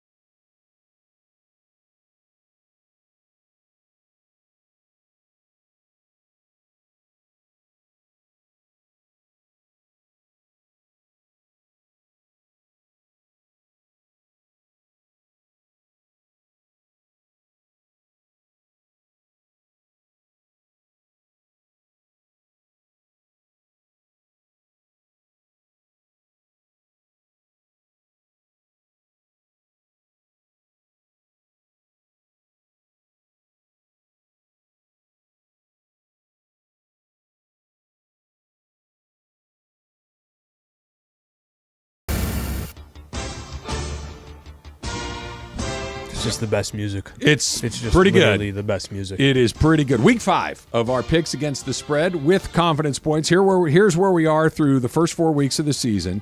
We're all bunched pretty close together. I have a very small lead. I have 25 points through 4 weeks. Al's got 15. Emily's got 22. And Jorge has 23. So you're behind Slee, but there's... I'm the Rockies right now in the NLDS standings. But you got 12 weeks. It's the first week of the season. But the Rockies don't change anything. Well, maybe don't approach it like the Rockies and you'll be all right. Emily, you're batting lead off today. You ready? All right. Yes, I am ready. All right. Philadelphia at the Rams. The Rams are getting 4 points. The home underdog. Rams hosting the Eagles. Who you got? This is a tough line because I feel confident that the Rams will be within a score. Touchdown. To be within, but to be within 4 is difficult, but I am taking the Rams. Rams by 2. Okay, Rams at 2. Jorge. Eagles, my 3. That's all I'm going to say. Eagles at 3. I agree with what Emily said, and I think the Rams, I don't know if they're going to win the game or not, but the Rams have been in all these games. They were in the game against San Francisco, getting points at home, and they play close games to begin with. I just like the number. I'm going to take the Rams. I, too, Emily, I'm going to put the Rams at number 2. Sliwa. Eagles actually have not been all that impressive. I don't think the line's a lot. I'm going to take my chances here with the Philadelphia Eagles. I'm going to put this at my 3. Eagles at 3. Jorge, you are batting first on this one. Green Bay on the road in Las Vegas. The Las Vegas Raiders also a home dog. They are getting 2 points along the way. Who you got? The Raiders struggled against the Chargers. I'm going to go with the Packers. Give me the Packers as my 2. Packers. You can get above 500 at this win. Yeah. At 2. Let's see. So that's I'm up next. The Raiders are really bad. The Packers looked really bad in their Monday night. It was a Thursday night game. They got a long week coming back. They're going to be a lot better with that extra rest. What is that? That rest differential that is such a big difference. It's not a huge line with just 2, so take Green Bay, and I like it so much, I'm going to put it in the 1 spot. Sliwa. It's a good pitch. And this is, of all the games, this is the game it could so easily go either way, and that line's not a lot. I'll take a little chance here. Let's go Raiders with my 1. Raiders at 1. M. All right, so I'm going to go with the majority here already. I'm also going to go with the Packers. Also going to put my 1 because I think that it's going to be a weird game. Yeah, I agree. This game's going to be hard to watch. There's going to be a lot of bad throws, maybe an interception or 2. Is Jimmy G going to be back or not? Do we know whether or not it's going to be him or Aidan O'Connell? I believe it's TBD still. Yeah, this one's a hard one to pick, but I'm going to do Packers at 1. All right, moving on to the next game. The game of the week for sure. It's the Sunday night game. Dallas Cowboys on the road against San Francisco. San Francisco, one of a very small group of remaining undefeated teams. San Francisco is a 4-point favorite at home. I'm going to take the Niners. The Niners, I think, are the best team in the league. I think it's by a pretty good margin. The 4 is a little bit daunting because I think it could be a field goal game, but give me the Niners and give them to me at number 3. Slee. Stay with the Niners. I'm going to put this. I don't. This is more based on the next game. I don't like 21.5-point games to feel comfortable about, so I'm going to go Niners with my 4. Niners with the 4. M. All right, so I'm going to – Jorge, this is not a great thing for you that we're all going to pick them. But I'm also picking the 49ers, and I'm going to put the 49ers at my 4. I think the 49ers are so much better than the Cowboys, and it's going to be shown on Sunday. Do I need to ask? No, the Niners are my 4 every week moving forward. I figured. Simply because, there's a year to make Niners your 4 every pick. That's just pretty good. The year. Pretty this good. Is the year to do it. Pretty good program. Sliwa, you go last here. University of Arizona Wildcats, home of Mark Cates. Yes. Going up against the University of Southern California. MC Mark Cates. Do not have MC. Mandy Award-winning Mark Cates. SC still doesn't have a defense. They also might have the best offense in college football. USC's a 21.5-point favorite at home. I guess he gets back on track. It's funny, I say get back on track. They're winning games. They just haven't been that impressive. And that's the thing in college football. Style points count. So I'll go SC in this, but my confidence level at 2 because it's a 21.5-point favorite. I'll go SC 2. All right. That brings it to you, Em. I am not touching USC with a huge point differential with a 10-foot pole, okay? USC hasn't only covered once. If they have, they're not going to cover. They're not going to cover no matter how many points they have because they're going to let any other team back in. So I'm going to put Arizona, even though I don't feel great about it, at 3. Jorge. My buddy Jeff Bowe works for Arizona. Okay. He'll be in town tomorrow. We're going to hang out. What are you doing? I'm taking... Scouting. I'm taking Arizona. I'm taking Arizona has my one. There's too many points, and they couldn't do it against Colorado. So where are you taking him? What are you guys going to do? Oh, I don't know. He's going to be in town, so it's on the university. So now just even better. Let's Mastros. Yeah, Let's go Seafood Tower. Seafood Tower, baby. Yeah, no, he'll freak out. USC, baby, all the way at the top. I don't love it, but at some point, the defense has to play reasonably well, right? At some point, this is a bad theory. I know it's a terrible way to look at it, but today or this weekend is home the game. Weekend. There's home a game to do it. They've had home games. The only time they've covered is against Stanford, where they just absolutely slaughtered them. But everything else has been, they give up way too many points. They give up points late too, but USC at the 4. I'm going to take it. MU, and that's the only one you and I differ on. We have them in some different spots, but no, we're going to be close. At the end of the day, we're going to be close to each other. I think it's served us pretty well that we've been pretty close so over far. time. Jorge has a bit of a different mix. Sleaze is very different. He's the Rockies. We got a couple. We got a. I'll be at LS right now. Just be the Padres. Like just kind of float around, stay in it for a long time. They kicked me out of my seat at the Rockies game. That's weird. At somebody else's seat. You don't have a ticket, sir, to go back. Like, there's nobody within 100 yards of me. Okay, but the section wasn't closed, right? The section was open. No, it's open. Yeah. Then there's no reason for them to move you. Like, I understand if the section were closed, they don't want to staff it, they don't want to clean it up. By the way, it was kind of a warm day, and I was like right in the sun too. Yeah. So I was also not taking a seat that people were killing for. You know what I mean? There's like plenty of shady seats at Coors Field. I even went out of my way to be like, I don't think anybody wants this one. Finicky there because I know, like when I went, I was gonna sit in my seat because that's what I do. But the guy just kind of he was eyeing us throughout the entire time, like whether or not we moved up. I'm not saying that I support this, but I get like if you buy a top deck ticket that's $10. Yep. And you move down to a ticket that's $100. I get where they're, hey, listen, man, these people have paid $100 we have to sit keep the here. value of these tickets. Exactly right. Yeah. But if I have a $30 ticket, and I'm sitting in a $30 seat, but just in a different spot, what difference does it make? You know how much my ticket was? It's $4. Okay, dude. So maybe they're like, this is the $4 Were you guy sitting in a $4 section. Let's say no. It couldn't be more than $20. It was probably a $20 section, but how much different is Here's that? a funny story. This guy Jeff Bowe, who works for Arizona, Carlo had got us tickets. We were going to do like a friends thing at the Dodger Stadium. Oh, nice. It was that day they gave out the rings, like the replica rings. So we go to the game, right? So I text Jeff. I'm like, yo, where are you sitting at? He's like, oh, Carlo got us great seats. I'm like, where? He's like, behind the dugout. So I go to the dugout. They didn't even check my ticket. Nothing. We go down there. And I'm like, yo, like this isn't our seat. Our seat was like $25. We're in the loge or like we're in the reserve section. He's like, well, it was worth a try. I'm like, we got to get out of here before the people who actually sit here, come and tell us to, bounce. That is, and I've done it more than once, less than 20 times. You just like, I'm going to sit here until somebody kicks me out. Much more when I was younger. When I was younger, all day long. Now I'm like, I'm not. It's so just tell me my exact. That's what I was going to say. I don't want to be the guy where they come by and say, "Oh, I didn't know I was in this section." It's like, because you know better because you're an adult, right? You can't do the. Oh God, thank you for correcting. Sorry, I guess I'm in the row behind me. Like, no, you're not. When you're 19, you're like, yeah, you got me. You get upset when you get kicked out?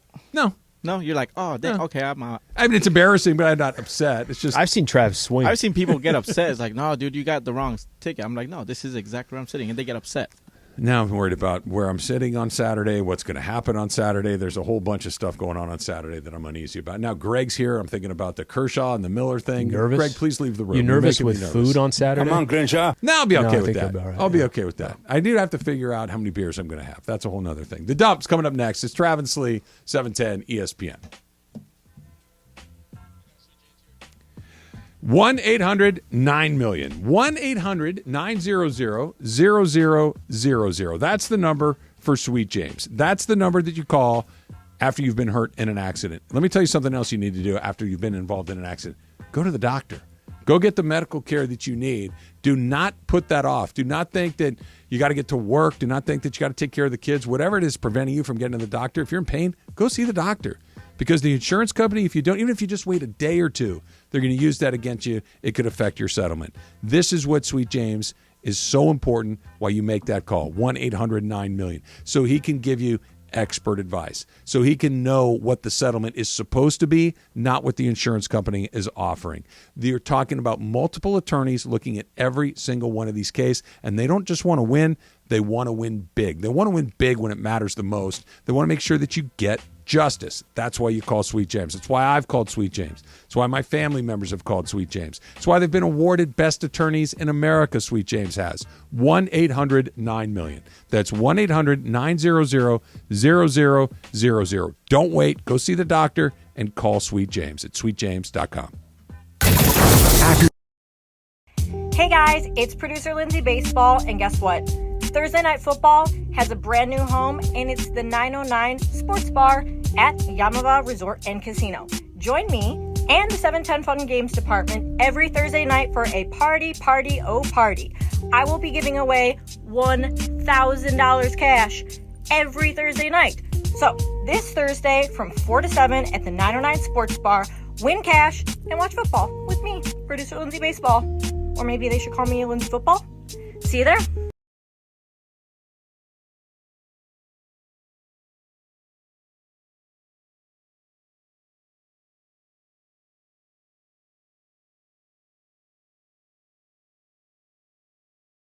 So Al and I are teaming up for your chance to win an entire office full of lunch from Waba Grill. You're going to want to listen for your cue to call tomorrow. You got a chance to feed the entire office these unbelievable Boom Boom tacos. All right, we got the Boom Boom tacos. We got some ribeye. We got some chicken. We got some shrimp. I'm making it sound like I cooked them myself. Unbelievable tacos. All right, you can visit wabagrill.com. You can order online. Just go on in, get yourself some of these tacos. Visit your local Waba Grill location. Of course, walk right in. Of course, you can order online for delivery or pickup. Waba Grill, right? Eat smart, be healthy.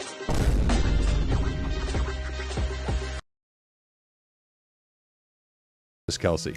Another PJ. A private jet. Does he already have one? I don't know. I'm just saying for her. Oh, she no. has multiple. She's not going to give herself a gift for his birthday. I'm just saying, get him a PJ. Okay, not another one. Okay. Get him a PJ, and then she's probably going to make him his these and her chai PJs. tea cookies that she makes. I think she got him a gift card to Target. She does have a brand deal with Target, so that's probably even free for her. $75 Target gift card. She made a reservation at the place they closed the other day. What do you like if you are in a relationship with somebody that is they have everything wildly wealthy? I'll tell you what it is. And the other person in the relationship is also very, very rich on their own accord. Do you go big or do you go super simple because money doesn't mean anything? I think you go thoughtful. You go thoughtful. You go handmade. You go something like that. Maybe something they've been asking like for. Because like a thoughtful Gucci purse. They can both golden buy crusted Gucci purse. Yeah, that's what I mean. So you get something where like, oh, he it's mentioned meaningful. that he really liked this movie, so maybe I'm gonna get I'm something going to buy a movie theater for him. I'm going to buy him the rights, the publishing rights to Gone with the Wind. I really hope that's not his favorite movie. Citizen Kane. Right. Just I know that you really Wolf love of Wall Street, Spider-Man. so I'm going to get him DiCaprio. I know that you're a big Spider-Man guy. I bought Marvel back from Disney. You now own it. Stop, right? So here you go. Happy Enjoy. birthday. Happy birthday. I just feel like that's... Or maybe it's quality time. Maybe it's just that they want to spend time together and cook a meal together and feel like they're normal people. Boring. No, good. Can you ever be a normal person when you're that rich? I don't know. That'd be hard. Right? Extremely. Like you can't go to Chili's and get I the would like nachos to if try you're to Taylor find Swift. out. So one of my buddies like, we're talking about the lotto. Like, what if you win the lotto? Like, you'll forget about us. You'll forget about us. Regular people. And I was like, no, I wouldn't. I'll sit back. Ocean view, seat up. I'm like, damn, I wonder what those fools are doing. I'd send you guys a photo. Yeah. I wouldn't forget you. It's like, but if you won the lottery, okay, Jorge Briones wins the lottery, and you show up on TV and maybe whatever. But if you walked into the Chili's in your neighborhood, nobody knows who you are. Of course not. Right? Like rich is not the problem. Famous is the problem. That's right. Fame, like to go in. Taylor Swift can't go to Chili's. She can't. Even if she really, really likes their queso dip, she can't go there because it'll cause a riot. But what you can do is buy the entire chain. close them all down whenever she moved. Like, hey, I'm in Austin tonight. I'm going to go through Chili's real quick. Can you shut down the whole chain? Close them all down. And you know when Travis Kelce was born? 1989. You know what Taylor's version is coming out in 2 weeks? I don't. 1989 Taylor's version. So just putting out this. Numbers. The numbers. Graduated from high school in 1989. It's not making me feel good. Jesse Eisenberg also has a birthday today. He turns 40 years old. Of course, The Social Network, Now You See Me. What else am I forgetting now? Zombieland. Adventure. No, was he in Adventureland? I can't remember. But yeah, but his most famous role is still Social Network. Because it's one of the best movies of the 2010s. It's a good movie. It's a really, really good movie. I was his character was just like his actual role and how he played it. You know, obviously playing Zuckerberg. It was awkward type of. He did a really good job. But also a monster. But also like would F over your best friend because it got you more money. Yeah. I would think it'd be really difficult. Do you know how much that guy? At the cleaners. By the way, that's one of my favorite scenes. That was such a good scene. Andrew Garfield was fantastic.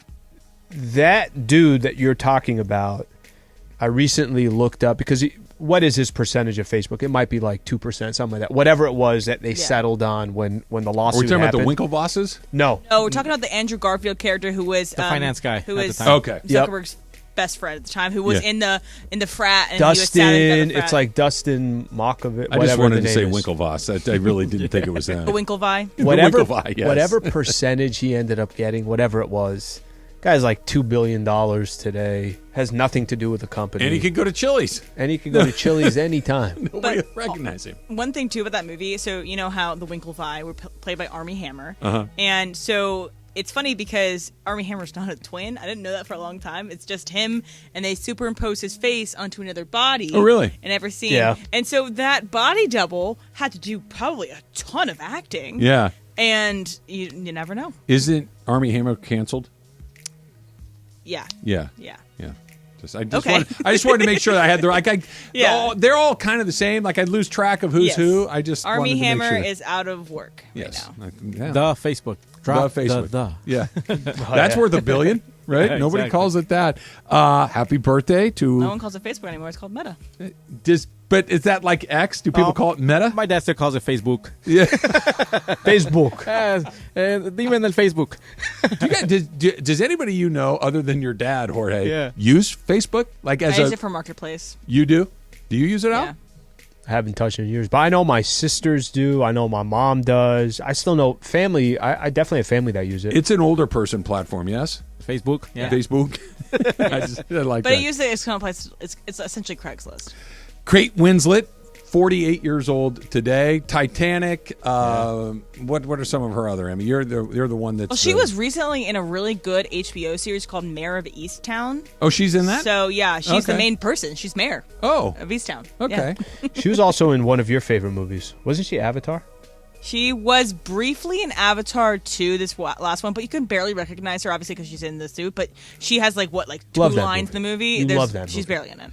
I like Titanic. I like that movie. She did break the record for the most longest breath held. She was underwater. She was in another movie with DiCaprio that was really sad. That was really good. Revolutionary Road or Revolution like Road. That, it's dark and they're married and they end up hating each other's guts and they both have affairs with other people. It's really good.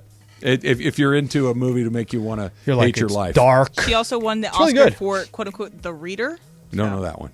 I didn't watch it either, but she won an Oscar for it. And a scientist was born on this day, / television star. Neil deGrasse Tyson turns 65 years old. He's an interesting dude. Very interesting. Like I like how he takes super complex things and kind of makes them simple enough for somebody with my intellect to understand. Listen to him if you haven't on any long form podcast. And I think what you're talking about, he'll take something as complicated as possible, and you're like, oh, that kind of makes sense for a quick second, even though I know your brain is in a completely different world. If your name was Neil, are you predisposed to want to be in space? Be interested in space? No. I don't know a ton of Neils, and the only 2 of them that I know are really into space. I know Armstrong and DeGrasse 3 Tyson. Neils: Neil Armstrong, Neil deGrasse Tyson, and our realtor one time a million years ago was named Neil Weichel. So does he like space? He sells houses, so maybe he has like a solarium in all of these rooms. Right. And Shout out Neil Weichel. It's the only other Neil. Didn't know. Neil Mann, television producer. I know. How many more Neils could you need to know? There was a baseball anyway.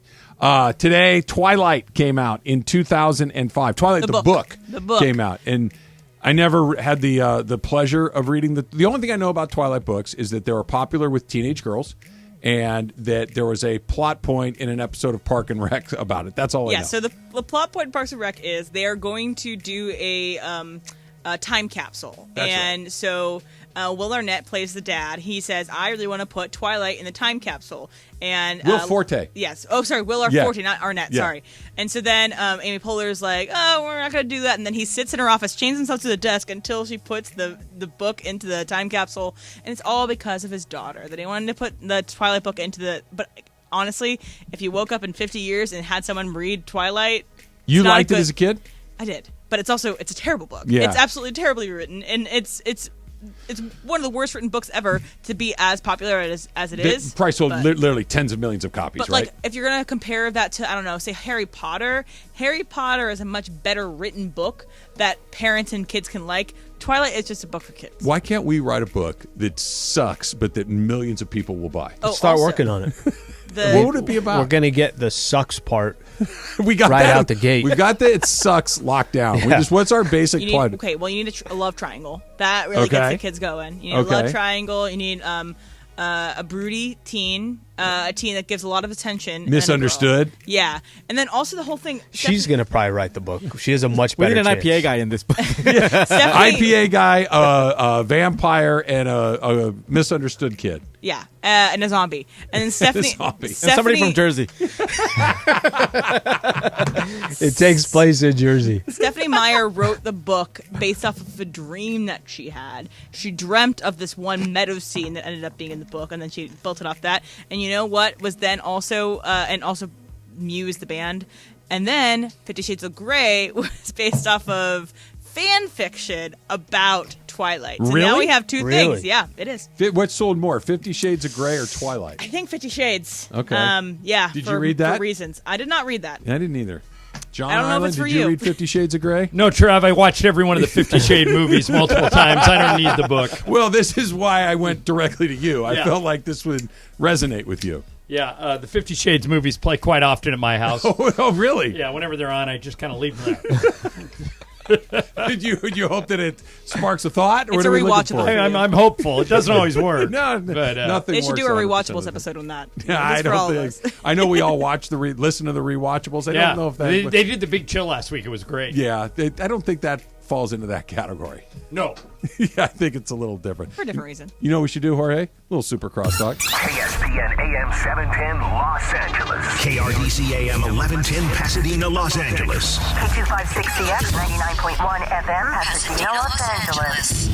It's the greatest segment in LA sports radio history. Oh my God.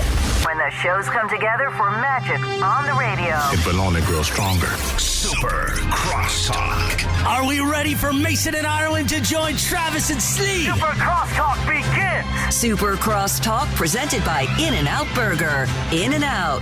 That's what a hamburger is all about. It's time for Super Crosstalk. There he is. What, are you on quarantine or something? Yeah, back there? apparently, he What's was going so on? late that he couldn't walk the That was extra awesome. 10 feet to get to the microphone. All right. That was All right. awesome. You're so late you couldn't even take off your sunglasses. That was good. That's late. No, he's a sunglasses guy. He's No. an indoor. Only doofuses wear sunglasses Yeah, no, inside. I do not Sorry, wear Max sunglasses. Kellerman. There's an old joke. There's two people that wear sunglasses inside. Blind people and a-holes. Yeah, that's an accurate That's the joke. way that And Deion Sanders when he goes to press conferences. And Jack Nicholson and Snoop. Those are the only Those are the people only that have ones. Exceptions exemptions. to the rule. Exceptions to the rule. All right, so it's Thursday, which means we draft things on the Travis Yeah. Slee Show. We did our favorite sports documentary. I listened, yeah. Okay, so You like to pick the winners, and then, John, you said you have one that we did not pick. No, that you guys won't even know about. Emily, I got a project for you. Or we'll put Tyler on it. I think I know exactly which one you're going to tell her about. Tyler is only here for 2 more days. This will be, he'll be a parting gift to us. Because I don't know how you can watch it. But I know you can. The trailer is online. Okay. 2012, a couple of friends of mine worked on this documentary. It's called Wild in the Streets. Have you guys ever heard about this? No. Okay. There's a small town in England, Ashbourne, England. All right? And they play something called Shrovetide football. And here's how it works. Everybody meets in the center of town. This town is divided by a river. Okay. If you live north of the river, you're an uppard. If you live south of the river, you're a downard. And they all meet in the center of town. And this goes on. There are 3,000 competitors, and you're either on the one team or the other. Somebody throws a ball, looks like a rugby ball, into the air. There's a goal at the very north end of town, and there's a goal at the very south end of town. All right? There are 3 rules, and that's it. All right? The 3 rules are can't take the ball into a church grounds. Okay? Can't do that at all. Cannot take the ball into motorized transport. You can't put it on a motorcycle or a bike or anything like that. And you can't murder anyone. Literally, rule, by the way, generally for life. Literally the only 3 rules there are. They throw this ball in there, and this town goes crazy. Starts beating the crap out of each other. And they're calling like Get Kyle the Beast. And Kyle the Beast is trying to run through the crowd to get to the ball, and people are punching him. And it is, I cannot describe this without you guys watching it. What the hell? Prince Charles comes in the middle of it and goes, listen, this is in the doc. He goes, people, this game has been going on for hundreds of years, and people are going to try and cancel you because it's violent and it's weird. Don't let them cancel you. You have the backing of the crown. I'm strictly in a ceremonial capacity, but if they try and cancel you, I want you to call me. This cannot die. And they still do it. Em, did you find it? Wild in the streets. Yeah, it sounds like a big UFC fight. It is, with 3,000 people in it. On Amazon Prime, I looked it up to see if even if there's a DVD, if there's something else, but it says the video is currently unavailable to watch in your location, but it gives the description of every winter the people of Ashbourne, UK gather in the center of their town to renew the longest running sports rivalry on earth. The game is called Shrovetide football. So I have not found a physical copy, but they're already trying to cancel it. The VPN. How do you know the guys that made they're canceling the video. Dang it. Mace knows him too. One of the guys we used to work for back in the day, Jeff Proctor, was one of the producers on it. And my buddy Scott Henry, who now works at the NFL Network, was another one of the producers. And have you seen it, Mace? I have not seen this. Wait till you see this. It's 10 years old now. When they were describing it, I thought, how violent does it get? That was my question. I go, there's no way this is real. The trailer is there, right? Yeah, you can watch the trailer. And so the trailer's only 2 minutes. We could probably, Jorge, take a look at the trailer and see if any part of it's worth playing on the radio. I don't know. But, Travis, the answer to your question as to how violent is it, as violent as anything I have ever seen in sports. They are multiple people ending up in the hospital? Oh, people will say stuff like, I moved to Ashbourne when I was 7, and I played in Shrovetide when I was 7, I got kicked in the head, and I haven't missed one ever since. Basically, they have they put a kid in the middle, and they give him the ball, and they surround him with picture rings of people, 10 deep, and they run like a pack through town. And then the other team, it's like, on a kickoff, like a wedge buster. Sure. They get the biggest guys they could find to wedge bust. To hit the kid? To get the ball away from the kid. Yeah. They don't care about the kid as much as they care about the ball. Okay. Right. And once they get the ball, it starts going the other way. And it goes on for 2 days. Wow. And it happens every year. It is, Travis, it is the craziest sports documentary I have ever seen. And somebody out there, one of our listeners will be able to figure out a way we can That was not going to make my list. No, I did not know that existed. I did not. I may have heard the story a long time ago. It wouldn't have been on my list, but it sounds fascinating. I didn't know it existed. Because you said it sounds like a UFC fight. Yeah. I'm not the biggest UFC guy. I'm not like an anti-UFC guy. If you like it, good for you. But the carnage of a UFC fight is not my cup of tea. Correct. Knowing that, is this a movie that I would like? Yeah. Okay. Yeah, you watch it. They don't dwell a lot on the injuries. It sounds also like rollerball. That is the best comp. Rollerball. It is basically. I don't think anyone's ever died. Not roller derby. In Shrove type. Rollerball. Right. Yeah. I don't think anybody's ever died in Shrove type football, but I guarantee you, people have been in the hospital for more than a day. Yeah. Because all they care about is getting this ball, and that's insane. If you score a goal, you get to keep that ball and you guard it like your so wedding one ring. goal wins the game. No. If you score a goal, then they take it back to the middle, and it goes on for 2 days. Okay. Yeah. So then at the score at the end of 2 days. How far from the center of the town to one of the goals? 3 miles. 3 miles. Wow. The whole town is 3 miles. Yeah. So a mile and a half. Okay. A mile and a half to the goal. But it is, and the guy who narrates it is, you guys know who Sean Bean is from Game of Thrones? Or from the Bond movies? He was the guy that got... You'd recognize him if he you got saw the him. axe at the end of season 1. Okay. Yeah, Sean with, Ned Stark. All right, we have the Yeah. trailer if we want to play it, and it kind of narrates it for a beginning. So we'll play the first minute. All right, just play 1 minute of it. We'll see if it goes on the radio. Give us a second. Whenever you get it, just start. Now, but it was. I sat there. I started watching. I go, I'll watch this for 10 minutes. All right, go ahead. For 363 days, the little town of Ashbourne, England, is a picture of tranquility. It is a fantastic place. Ashbourne's my life. I love it. Well, I moved there when I was 7. First recollection was being kicked in the head in the fields, got knocked out, and that was it. I loved it ever since. But for 2 days a year, it's wild in the streets. It is an uncontrollable beast. Shrovetide is a game of few rules. You can't go in a churchyard, you can't take it in a vehicle. Other than that, it's a free-for-all. It's a simple game with 3,000 players and an entire town for a playing field. And the goals are 3 miles apart. Once you've got a ball, you're like God. We're the posh boys and they're the scum. I think they're all a bunch of puffs. I think it's going to be quite nasty and quite violent this year. That's the way I like it. They're boarding up the town. Yes, they have to. Boarding up the windows. It's like a hurricane's coming in. Soul and the blood of this town. It doesn't matter what you do. You are accepted into a great big family of people. Crazy for this game, mad for it. Some of them up into my best friends, but on them 2 days, we hate each other. That was the question I was going to ask you guys. Is this, sometimes the soccer rivals, even if the soccer match isn't being played, these people can't tolerate the sight of one another. Yeah. That's not this? No, that is this. But for the rest of the year, they get along fine? Yeah, they're like hockey players. What'd you call the uppers and the downers? Yeah.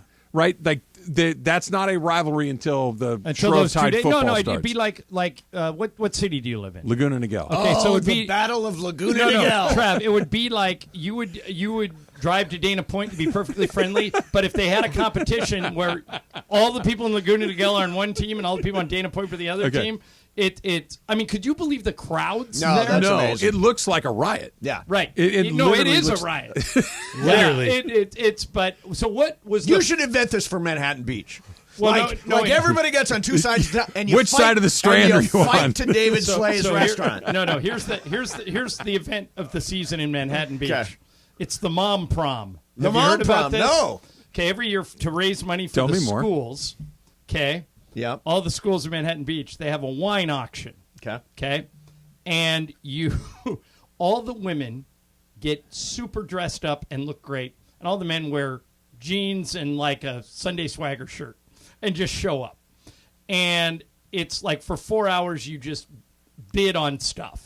And that's called the mom prom. No, it's the nickname for it. It's the Manhattan Beach Wine Auction. It happens every year during the NBA Finals. Breaking news, Emily. Okay, so I didn't find the exactly same doc, but there is a 15-minute long doc called The Spirit of Ashburn. It's available on YouTube for the 2011 year. Okay. So it looks like you can get the gist of it. feel of it. Exactly. A taste of it, yeah. Yeah, so that's what you can do if you're craving to hear about what this is. I really need to see that. I'm going to watch that. I'll work on either Proctor or Scott Henry may have a copy of it laying around. So by the way, on the draft that you guys did, he who got OJ Made in America Emily wins. She picked right in front of me. Is going to be my first. And by pick. the way, her second pick is outstanding too. Icarus is great documentary. Have either of you seen Touching the Void? No. Oh my gosh! Is that like a mountain climbing one? About? Yes. I saw Free Solo. By the way, Free Solo is crazy. These two guys are climbing a mountain in the Andes Mountains. Yep. And I guess it's kind of an understood rule of mountain climbing when you're doing these very extreme climbs that if you're going up there in a small party, like just one or two people or 2 or 3 people, if somebody gets hurt, you leave them behind. Yeah. Because if I try to save you, I'm going to die too. Yeah. Right. So it's just kind of leave them behind to die. This is it. Die? If you break your leg, because I can't carry you out. Right, but you're going to let somebody die? It's multiple days away. We're both going to die. Wow. If I don't make a decision, Basically, we're both going to die. You're deciding. So these two guys are climbing. Yeah. And they're tethered together. Yeah. And one of these guys falls into a crevasse, which is a giant hole in a piece of ice. Right. Mm-hmm. And the guy's got his buddy at the end of this rope, and he has a decision to make. Do I cut the rope, or do I try to save him knowing that I'm probably going to die too? He cuts the rope. He walks down the mountain. He gets out. It takes him a couple days to get out by himself. The weather's terrible, all these things, right? He survives, and he gets there. Well, about 4 or 5 or 6 days later, the other guy shows up. He got out. He climbed down the Andes Mountain with his legs shattered. And he survived with no water. That's obviously all in the doc. It's all in there, and it is extraordinary. Okay, did you guys ever see most people have seen the movie Miracle? Yeah. So HBO did an actual documentary with the actual people from the U.S. Olympic hockey team in 1980. Hello, Michael Ruzzioni. Ruzzioni's big prize. Been eating out on that for a while. Yeah, Ruzzioni tells the story that you think about when they beat the Russians and how tough Herb Brooks was. And Disney did Miracle, so they cleaned it up. Sure. But Ruzzioni said they still had to win another game. They had to play Sweden or Finland or somebody. Finland, I believe. And in the gold medal game. Yeah. And you wonder, okay, we've just beaten the Russians. All we got to do to win the gold medal is beat Finland. I wonder what inspirational speech Herb Brooks is going to give. And Ruzzioni says he walked into the locker room. He looked around at every player, and they were all like, eyes on Herb Brooks. What is he going to say? Biggest games of our lives. We just beat the Russians. He looks at everybody, and he goes, if you lose this game, you will take it to your effing grave. Yep. And he turns around and walks out, and he turns around again when he gets to the door, and he turns around and he goes, your effing grave. And he walks out. That was the speech. And Ruzzioni gets up and goes, okay, let's go win. But he didn't try and motivate him. It's a good speech. Yeah, it is a good speech. It's a good speech. And by the way, they would have taken it to their graves. They fell behind 2-0. Yeah, they fell behind in every game in that tournament. Yeah. They fell behind in there's a great, speaking of the 1980 Miracle on Ice, yeah. I believe it's a 30 for 30 where they tell that story from all the Russian players' perspective. Mm-hmm. It's terrific. Yeah, they couldn't even go home. It's terrific about how all of their lives were irrevocably different from that day forward. Yeah. And Tretiak, the goalie in particular. Well, in Miracle, in the movie, there's a scene where Kurt Russell and I'm trying to remember the guy who played his lead assistant, Toby Emmerich, are in behind the bench, and they've got the lead. They're United States is ahead 4-3, and there's like 2 minutes, and Tretiak, the Russian goalie, is looking at the bench going, "Do you want to pull the goalie? Yeah, do you want me out?" goalie, And the coach is looking at him like. And Kurt Never Russell, been behind. Kurt Russell looks at him and goes, he doesn't know what to do. Right. They've never been behind. They're not going to pull him. They've never been behind. They couldn't get an extra skater out there because they had never had to do it before. Wild in the Streets, at least that part that Emily found on YouTube is getting watched in the next couple of hours. Yeah. Super Crosstalks brought to you by In-N-Out Burger. In-N-Out, that's what a hamburger is all about. We'll see you tomorrow. This is the Rams Report, presented